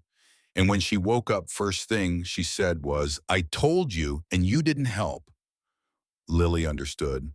You were my second chance. Yeah, doesn't make it right. Doesn't undo what I did to Rebecca. But when I heard you crying in that parking lot, I heard her, 12 years old, asking for help I didn't give. And I decided this time would be different. Are you talking to her now, Rebecca? Slowly, she's giving me a chance. That's more than I deserve. Lily thought about this, about second chances, about how saving someone else sometimes saved you too. I'm glad you helped me, she said. Even if it was for the wrong reasons, I'm still glad. Me too, kid, me too. 3 months later, Lily started third grade. New school, fresh start. Nobody here knew about the trial, about Vivian, about the girl who couldn't lift her arms. Here she was, just Lily. Regular kid, regular life.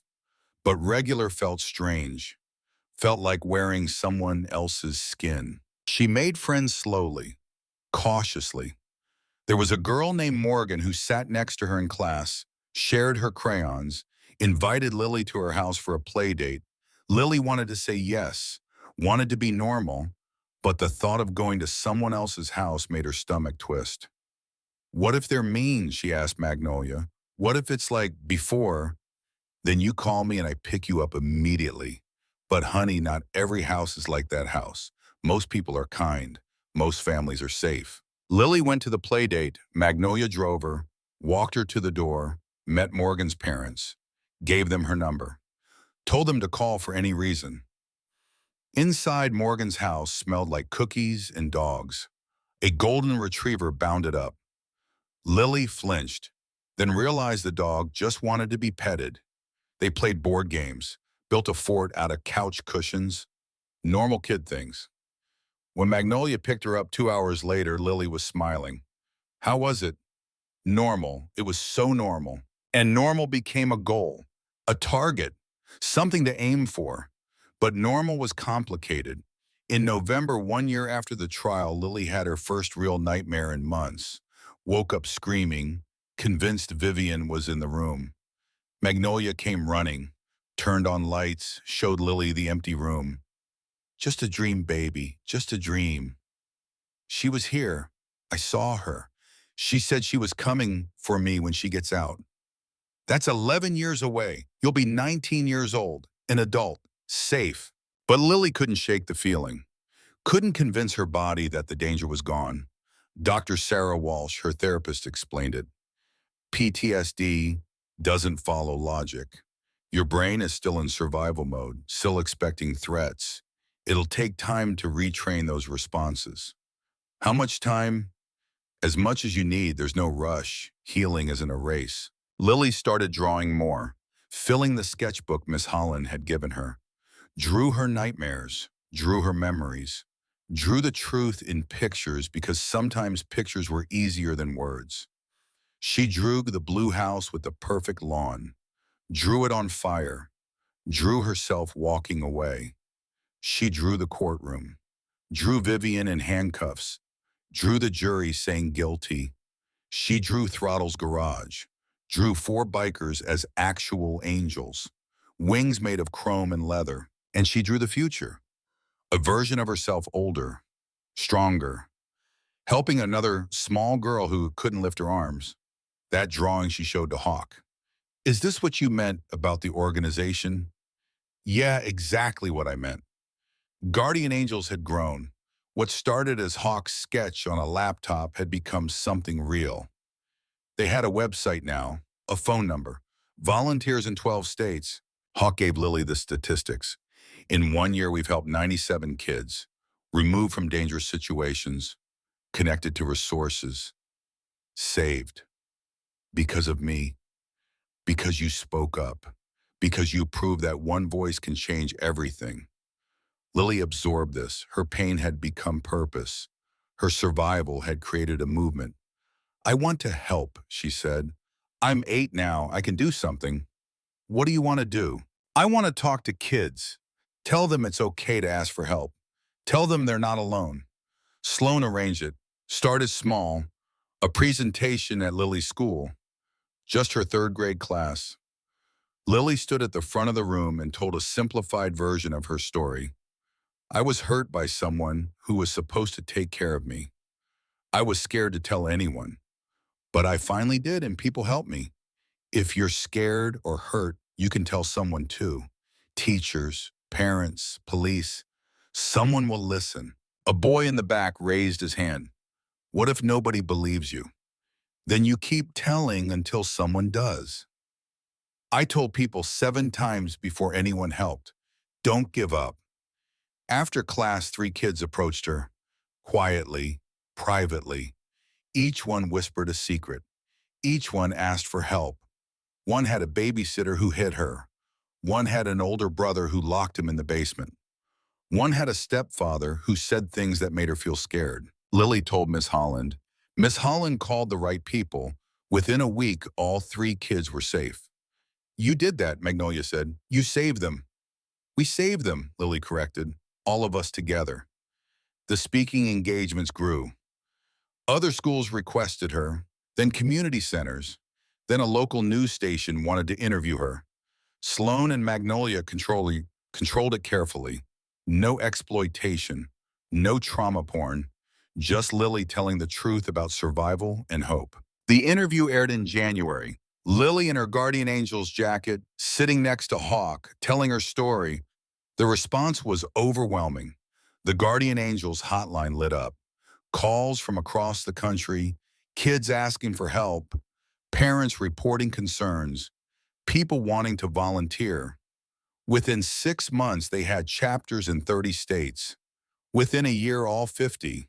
Lily became the face of the movement, not because she wanted fame, because her story mattered, because representation mattered, because kids needed to see that survival was possible. But being the face came with costs. In March, when Lily was 9, her 3rd grade class went on a field trip. The zoo, normal kid stuff. But in the parking lot, a reporter approached. Lily Thornton, can I ask you about Vivian Blackwood's appeal? Lily froze. What appeal? The reporter shoved a microphone in her face. Her lawyers filed an appeal 6 months ago. Did you know? How do you feel about the possibility of her conviction being overturned? Magnolia appeared like a thunderstorm, shoved between Lily and the reporter. She's 9 years old. Leave her alone. They got to the car. Lily was shaking. Is it true? Is Vivian trying to get out? I don't know. Let me call Sloan. Sloan confirmed it. I was going to tell you this week. Didn't want to worry you. Vivian's lawyers filed an appeal claiming ineffective counsel and tainted evidence. It's a long shot, maybe 20% chance of success. 20%. The conviction was solid, pattern evidence, physical proof, testimony from multiple victims. But appeals happen. Doesn't mean they succeed. What if she wins? Then there's a retrial, and we do it again. Same evidence, same witnesses, same outcome. But the damage was done. Lily's nightmares returned, worse than before. Every night Vivian in her dreams. Every night the certainty that safety was temporary. Dr. Walsh increased their sessions, taught Lily grounding techniques, ways to convince her body that the present was real and the fear was just memory. When you feel the panic, use your 5 senses. Name 5 things you can see, 4 things you can touch, 3 things you can hear, 2 things you can smell, 1 thing you can taste. Lily practiced, got better at pulling herself back from the edge, but the appeal haunted her. 6 months later, the appellate court issued their ruling. Appeal denied. Conviction stands. Lily was at school when Magnolia got the call, picked her up early, took her for ice cream, told her the news. It's really over. Really over. She stays in prison, minimum 12 years, probably longer. Lily let herself breathe, let herself believe it. That night, she slept through for the first time in 6 months. The years passed. Lily turned 10, then 11, then 12, started middle school, joined the art club, made real friends. Morgan and 2 other girls, Kira and Zoe, they had sleepovers, went to movies, did normal middle school things. Sometimes Lily forgot about Vivian for whole days, lived in the present without the past clawing at her. She still had hard days. Anniversaries triggered her. The date she'd first met Vivian, the date her mother died, the date Hawk broke through her window. But hard days were manageable now. Had tools, had support, had proof that pain wasn't permanent. Guardian Angels had grown beyond anything they'd imagined. 5,000 volunteers, partnerships with law enforcement, specialized training programs, a 24/7 hotline staffed by trauma-informed counselors. They'd helped over 400 kids, removed from dangerous situations, connected to safety. Lily volunteered on weekends, answered phones sometimes, mostly just talked to scared kids, told them her story, told them survival was possible. One call stayed with her. A girl, 9 years old, voice shaking. My mom's boyfriend hurts me, but if I tell, she'll pick him over me. She always picks him. I know, Lily Jean. My dad picked his girlfriend over me too, but you're still worth saving, even if she can't see it. What if nobody helps? Then you keep asking until someone does.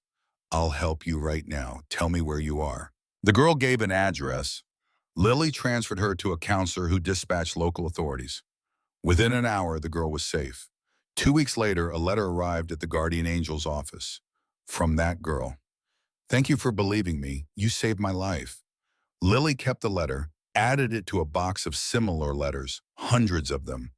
Proof that speaking up mattered. At 13, Lily gave her first TED Talk.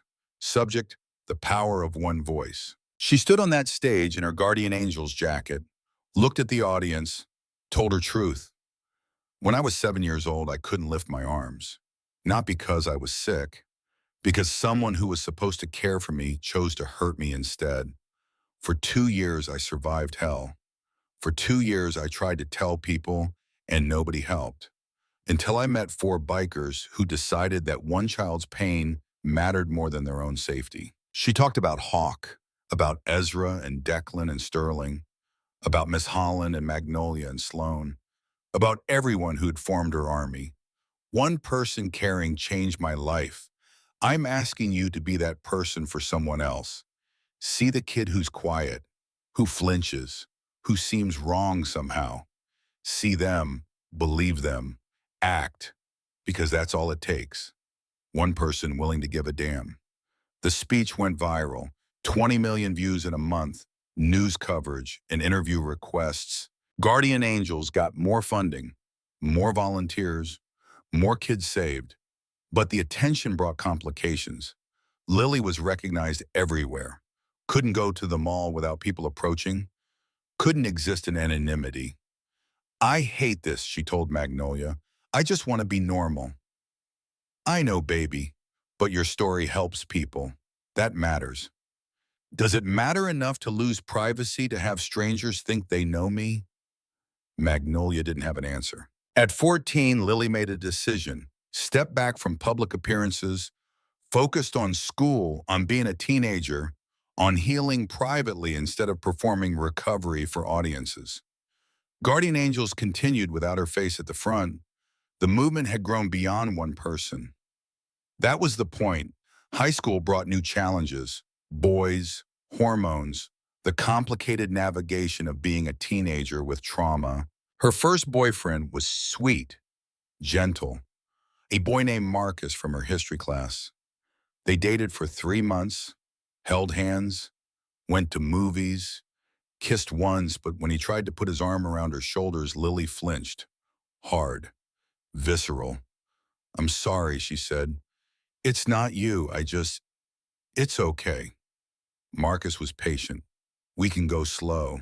But slow wasn't enough. Being touched even gently triggered memories. Sent her back to the blue house, to Vivian's hands gripping too tight, to pain disguised as discipline. They broke up, remained friends. Marcus understood. Not everyone would. Dr. Walsh worked with her on intimacy, on trust, on retraining responses. Your body learned that touch means danger. Unlearning that takes time. Be patient with yourself. At 15, Lily started painting, moved beyond sketches to canvas and color, created pieces that reflected her journey, dark to light, trapped to free. Her art teacher, Mrs. Chen, encouraged her to enter competitions. Lily resisted at first, didn't want the attention, but Magnolia pushed. Your art is powerful. Let people see it. Lily entered one piece, breaking through. A girl's hand smashing through glass, freedom on the other side. It won first place in the state youth art competition. The prize included a scholarship, $5,000 toward college. I'm going to use this to help other kids, Lily decided. Start a fund, art therapy for trauma survivors. She did. The Lily Thornton Foundation funded art therapy programs in schools and shelters, gave kids a way to process pain through creation. At 16, Lily was invited to speak at a national conference on child protection. Hesitated, hadn't done public speaking in 2 years, but Hawk convinced her. Your voice still matters, maybe more now. You're not a victim anymore. You're a survivor who built something. That's powerful. She agreed. The conference was in Washington, D.C. Lily flew there with Magnolia and Hawk, her first time on a plane, her first time in the nation's capital. The night before her speech, she couldn't sleep, paced the hotel room, convinced she'd forgotten how to talk to crowds. Hawk found her on the balcony at 2 a.m. Second thoughts. Thousand thoughts. What if I'm not that girl anymore? What if I can't inspire people because I'm too far from the pain? You think healing makes you less credible? Maybe. The girl who couldn't lift her arms was powerful because she was broken. Now I'm mostly fixed. Who cares about mostly fixed? Hawk leaned against the railing. You know what's more powerful than surviving thriving? showing people that trauma doesn't define you forever, that you can be hurt and heal and build something beautiful anyway. That's the message they need. Lily nodded, let his words settle. The next morning, she stood on that stage, looked at an audience of social workers, lawyers, advocates, and survivors. My name is Lily Maythorne. When I was 7 years old, I couldn't lift my arms. Today, I can lift the world, not because I'm special, because people cared enough to help, and because I decided that surviving wasn't enough. I wanted to thrive. She told her story, the whole arc, pain to purpose, victim to advocate, broken to healing. Trauma doesn't end when danger ends. It lives in your body, your brain, your responses. Healing is daily work. Some days I still flinch at raised voices, still have nightmares, still struggle with trust.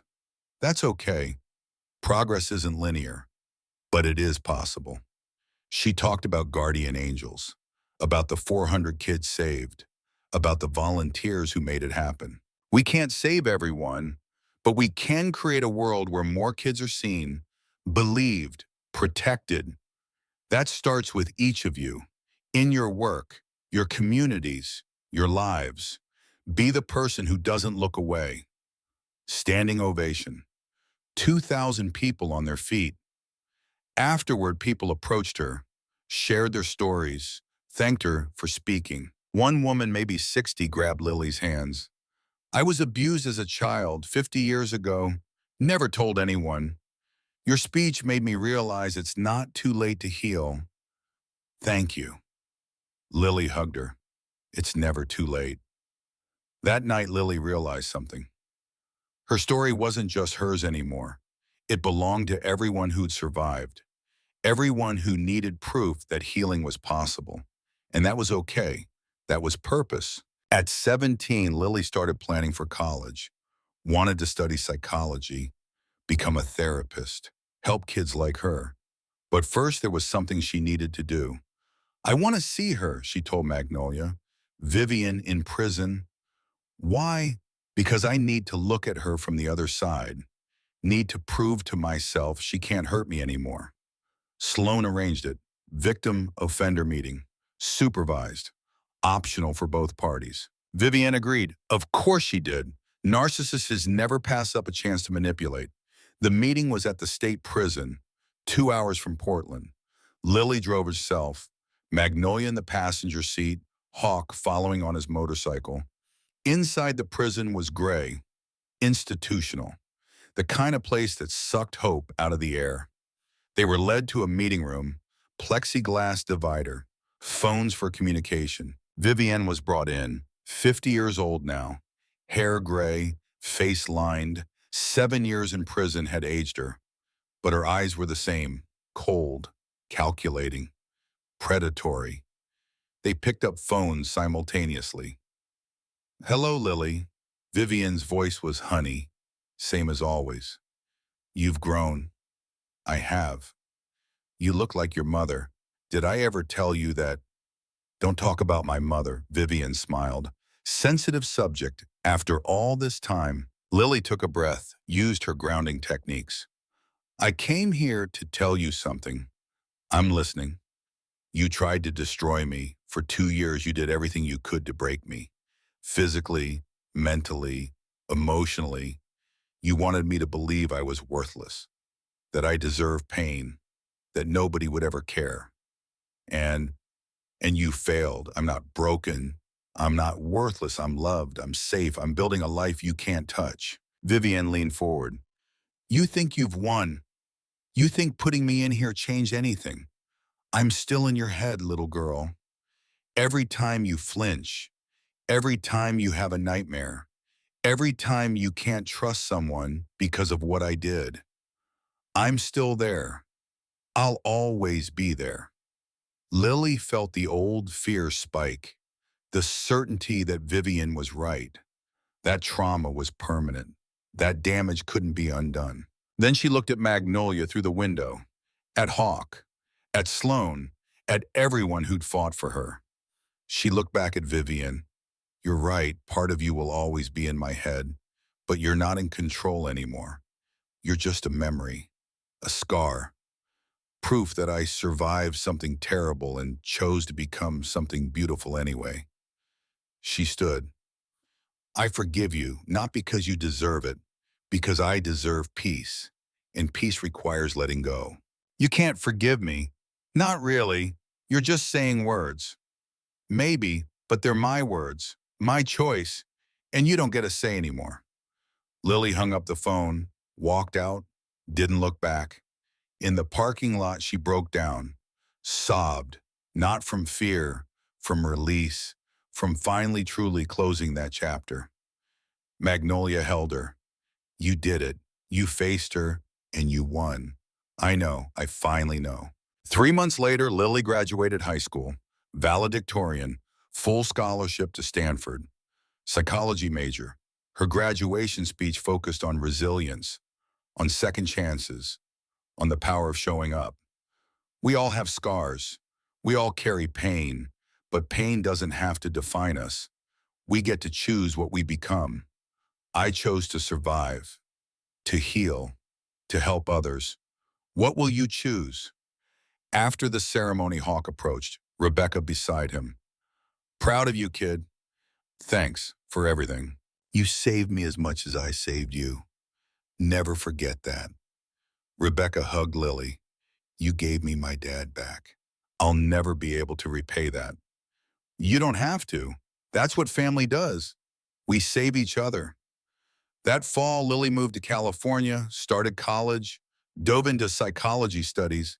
She volunteered with campus organizations, spoke at freshman orientation about trauma and healing, continued working with guardian angels remotely, made new friends who didn't know her story, who just knew her as Lily.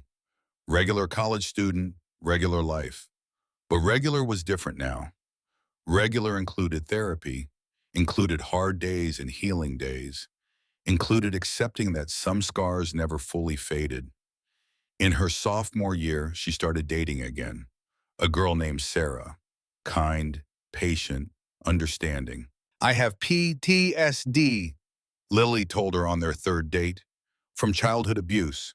Sometimes I flinch. Sometimes I need space. Sometimes the past comes back. Sarah took her hand. You're not broken. You're healing. There's a difference. They dated for 2 years, moved in together junior year, built a life that included therapy and tenderness and trust earned slowly. At 21, Lily graduated college, started graduate school, PhD program in clinical psychology, specialization in childhood trauma. Her dissertation focused on the long-term effects of child abuse and the efficacy of peer support models. She interviewed hundreds of survivors, documented their journeys, proved what she'd always known. Healing was possible. Hope was real. At 25, Lily opened her own practice, specialized in treating child abuse survivors, used art therapy, peer support, evidence-based techniques. Guardian Angels had grown beyond anything they'd imagined. 50,000 volunteers, active in all 50 states, had saved over 2,000 kids. Hawk, now 54, still ran the organization. Rebecca worked with him, father and daughter united in purpose. Lily joined the board, contributed expertise, helped design training programs. And at a board meeting, Hawk pulled her aside. Got something to tell you. Vivian's up for parole next month. Lily's stomach dropped. She served 12 years. Yeah, she'll probably get denied. Pattern offender, no remorse, but she gets a hearing. Will I have to testify? You can submit a victim impact statement. Don't have to appear in person. Lily wrote the statement, 5 pages, detailed the lasting impact, the nightmares, the struggle to trust, the work of healing, but also the triumph, the life built despite the pain, the people saved because she'd survived. Vivian Blackwood tried to destroy me. She failed. I'm not asking you to keep her in prison for my sake. I'm asking you to keep her there for the next kid she'll hurt, because people like her don't change. They just find new victims. The parole board denied her release. unanimously. See you in 5 years, they told Vivian. Demonstrate actual rehabilitation and we'll reconsider. Lily exhaled. Another 5 years of safety, another 5 years to live without looking over her shoulder. At 28, she published her first book, Breaking Through: A Survivor's Guide to Healing from Childhood Trauma. It became a bestseller, not because of her name, because of the message, because thousands of survivors needed to hear that healing was possible. Book tour, speaking events, interviews. But this time, Lily controlled the narrative, spoke on her terms, set boundaries, prioritized her well-being over public demand. At 30, she married Sarah. Small ceremony, just family and close friends. Hawk walked her down the aisle. Magnolia cried through the entire ceremony. At 32, Vivian came up for parole again. Denied again.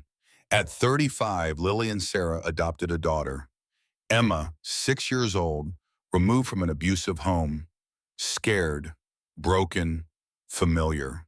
Lily understood her in ways most parents couldn't. Knew the nightmares, the flinching, the struggle to trust. She held Emma through the hard nights, taught her grounding techniques, showed her that healing was possible because Lily was living proof. "You're safe now," Lily would whisper. "I promise, you're safe." And slowly, Emma began to believe it. At 40, Lily gave another TED Talk. 33 years later, lessons from surviving. She stood on that stage, gray threading through her hair, lines around her eyes, evidence of a life lived fully despite early trauma. When I was 7, I couldn't lift my arms. At 40, I can lift the world, not because I'm healed. Healing isn't a destination, it's a practice, daily work. Some days harder than others, but possible, always possible. She talked about Emma, about breaking the cycle, about choosing to parent with tenderness instead of fear. Hurt people, but heal people heal people. That's the legacy I'm building. Not despite my trauma, because of it. I know what broken looks like, so I know how to help fix it. The audience wept, not from pity, from recognition, from hope. At 43, Vivian died in prison. Heart attack, sudden, final. Lily got the call from the warden, felt nothing. No relief, no grief, just acknowledgement. "Thank you for letting me know." She told Emma that night, her daughter now 13 processing her own trauma with Lily's help. "The woman who hurt you when you were little, she died. How do you feel?"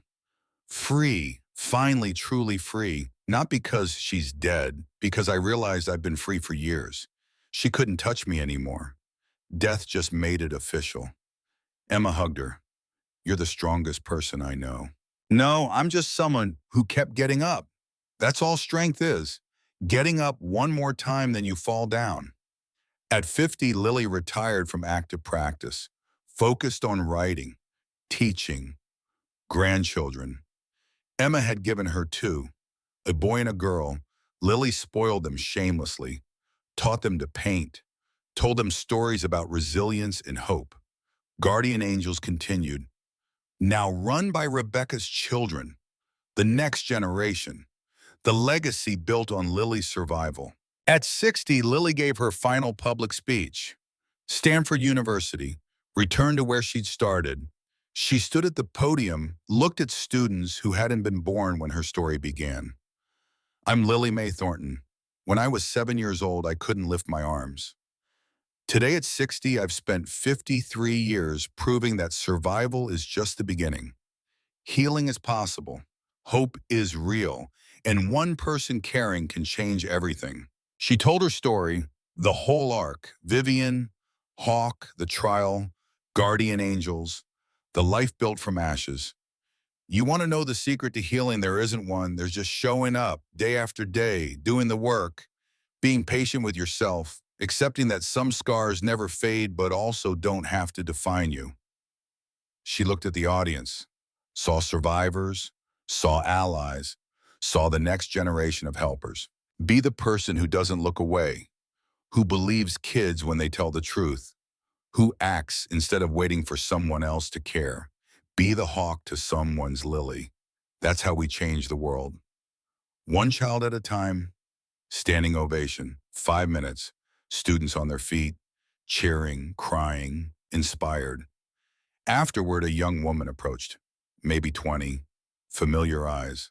Miss Thornton, I'm Anna. You helped me when I was aided. I called the Guardian Angels hotline. You talked to me, told me my mom's boyfriend couldn't hurt me forever. You were right. Lily hugged her. I remember. I'm so glad you're okay. I'm studying to be a therapist because of you. Want to help kids like we were. The world needs more people like you, like us. They talked for an hour, survivor to survivor, healer to healer, the cycle continuing. At 68, Lily sat on her porch. Portland, same city, different house. Magnolia's old bakery had been sold years ago. Magnolia herself had passed 5 years earlier. Peacefully, in her sleep, the way everyone should go. Sarah beside her, Emma and her family visiting for Sunday dinner, grandchildren playing in the yard. Hawk pulled up on a motorcycle, 79 now, still riding, still fighting, still showing up. Thought you might want to see this. He handed her a newspaper. Front page. Guardian Angels celebrates 60th anniversary, 10,000 children saved. Lily read the article, saw her young face in the archive photo, saw the organization she'd helped birth. We did something, she said. You did something. We just followed your lead. No, we did it together. That's what mattered. Not one hero, a team, a community, people showing up. She looked at her life, the wreckage she'd started with, the beauty she'd built. At 75, Lily Mae Thornton passed away peacefully, surrounded by family. 3 generations who'd never know the terror she'd survived, who'd only know love. Her obituary focused on her life, not her trauma, on the thousands helped, the organization built, the legacy of hope. At her funeral, Hawk spoke, 96 years old, frail but present. Lily saved me when I was 43 and lost, gave me purpose, showed me what showing up meant. She survived hell and chose to build heaven for others. That's who she was. That's who she'll always be. Emma spoke. My mother taught me that healing is possible, that love is stronger than fear, that we get to choose who we become. I choose to continue her work, to help kids, break cycles, to show up like she always did. They buried her beside Magnolia. Beside her, Mother Julia. 3 generations of strong women who'd survived and thrived. On her headstone, simple words, Lily Mae Thornton, 2017 to 2092. She lifted more than in her arms. She lifted the world. And in Riverside, Oregon, at Throttle's Garage, now a historical landmark, a plaque read, here a 7-year-old girl who couldn't lift her arms found 4 men who helped her carry the weight. Here Guardian Angels was born. Here hope proved stronger than fear. The garage still operated, still fixed motorcycles, still served as headquarters for Guardian Angels. And sometimes late at night, people swore they could hear it. A child's voice, clear and strong. I can't lift my arms. And 4 voices answering. We've got you. You're not alone. We've got you. Because angels don't die. They multiply. They inspire. They show up. Generation after generation. Lifting kids who can't lift themselves. One voice. One choice. One chance to care. That's all it takes to save the world. One child at a time.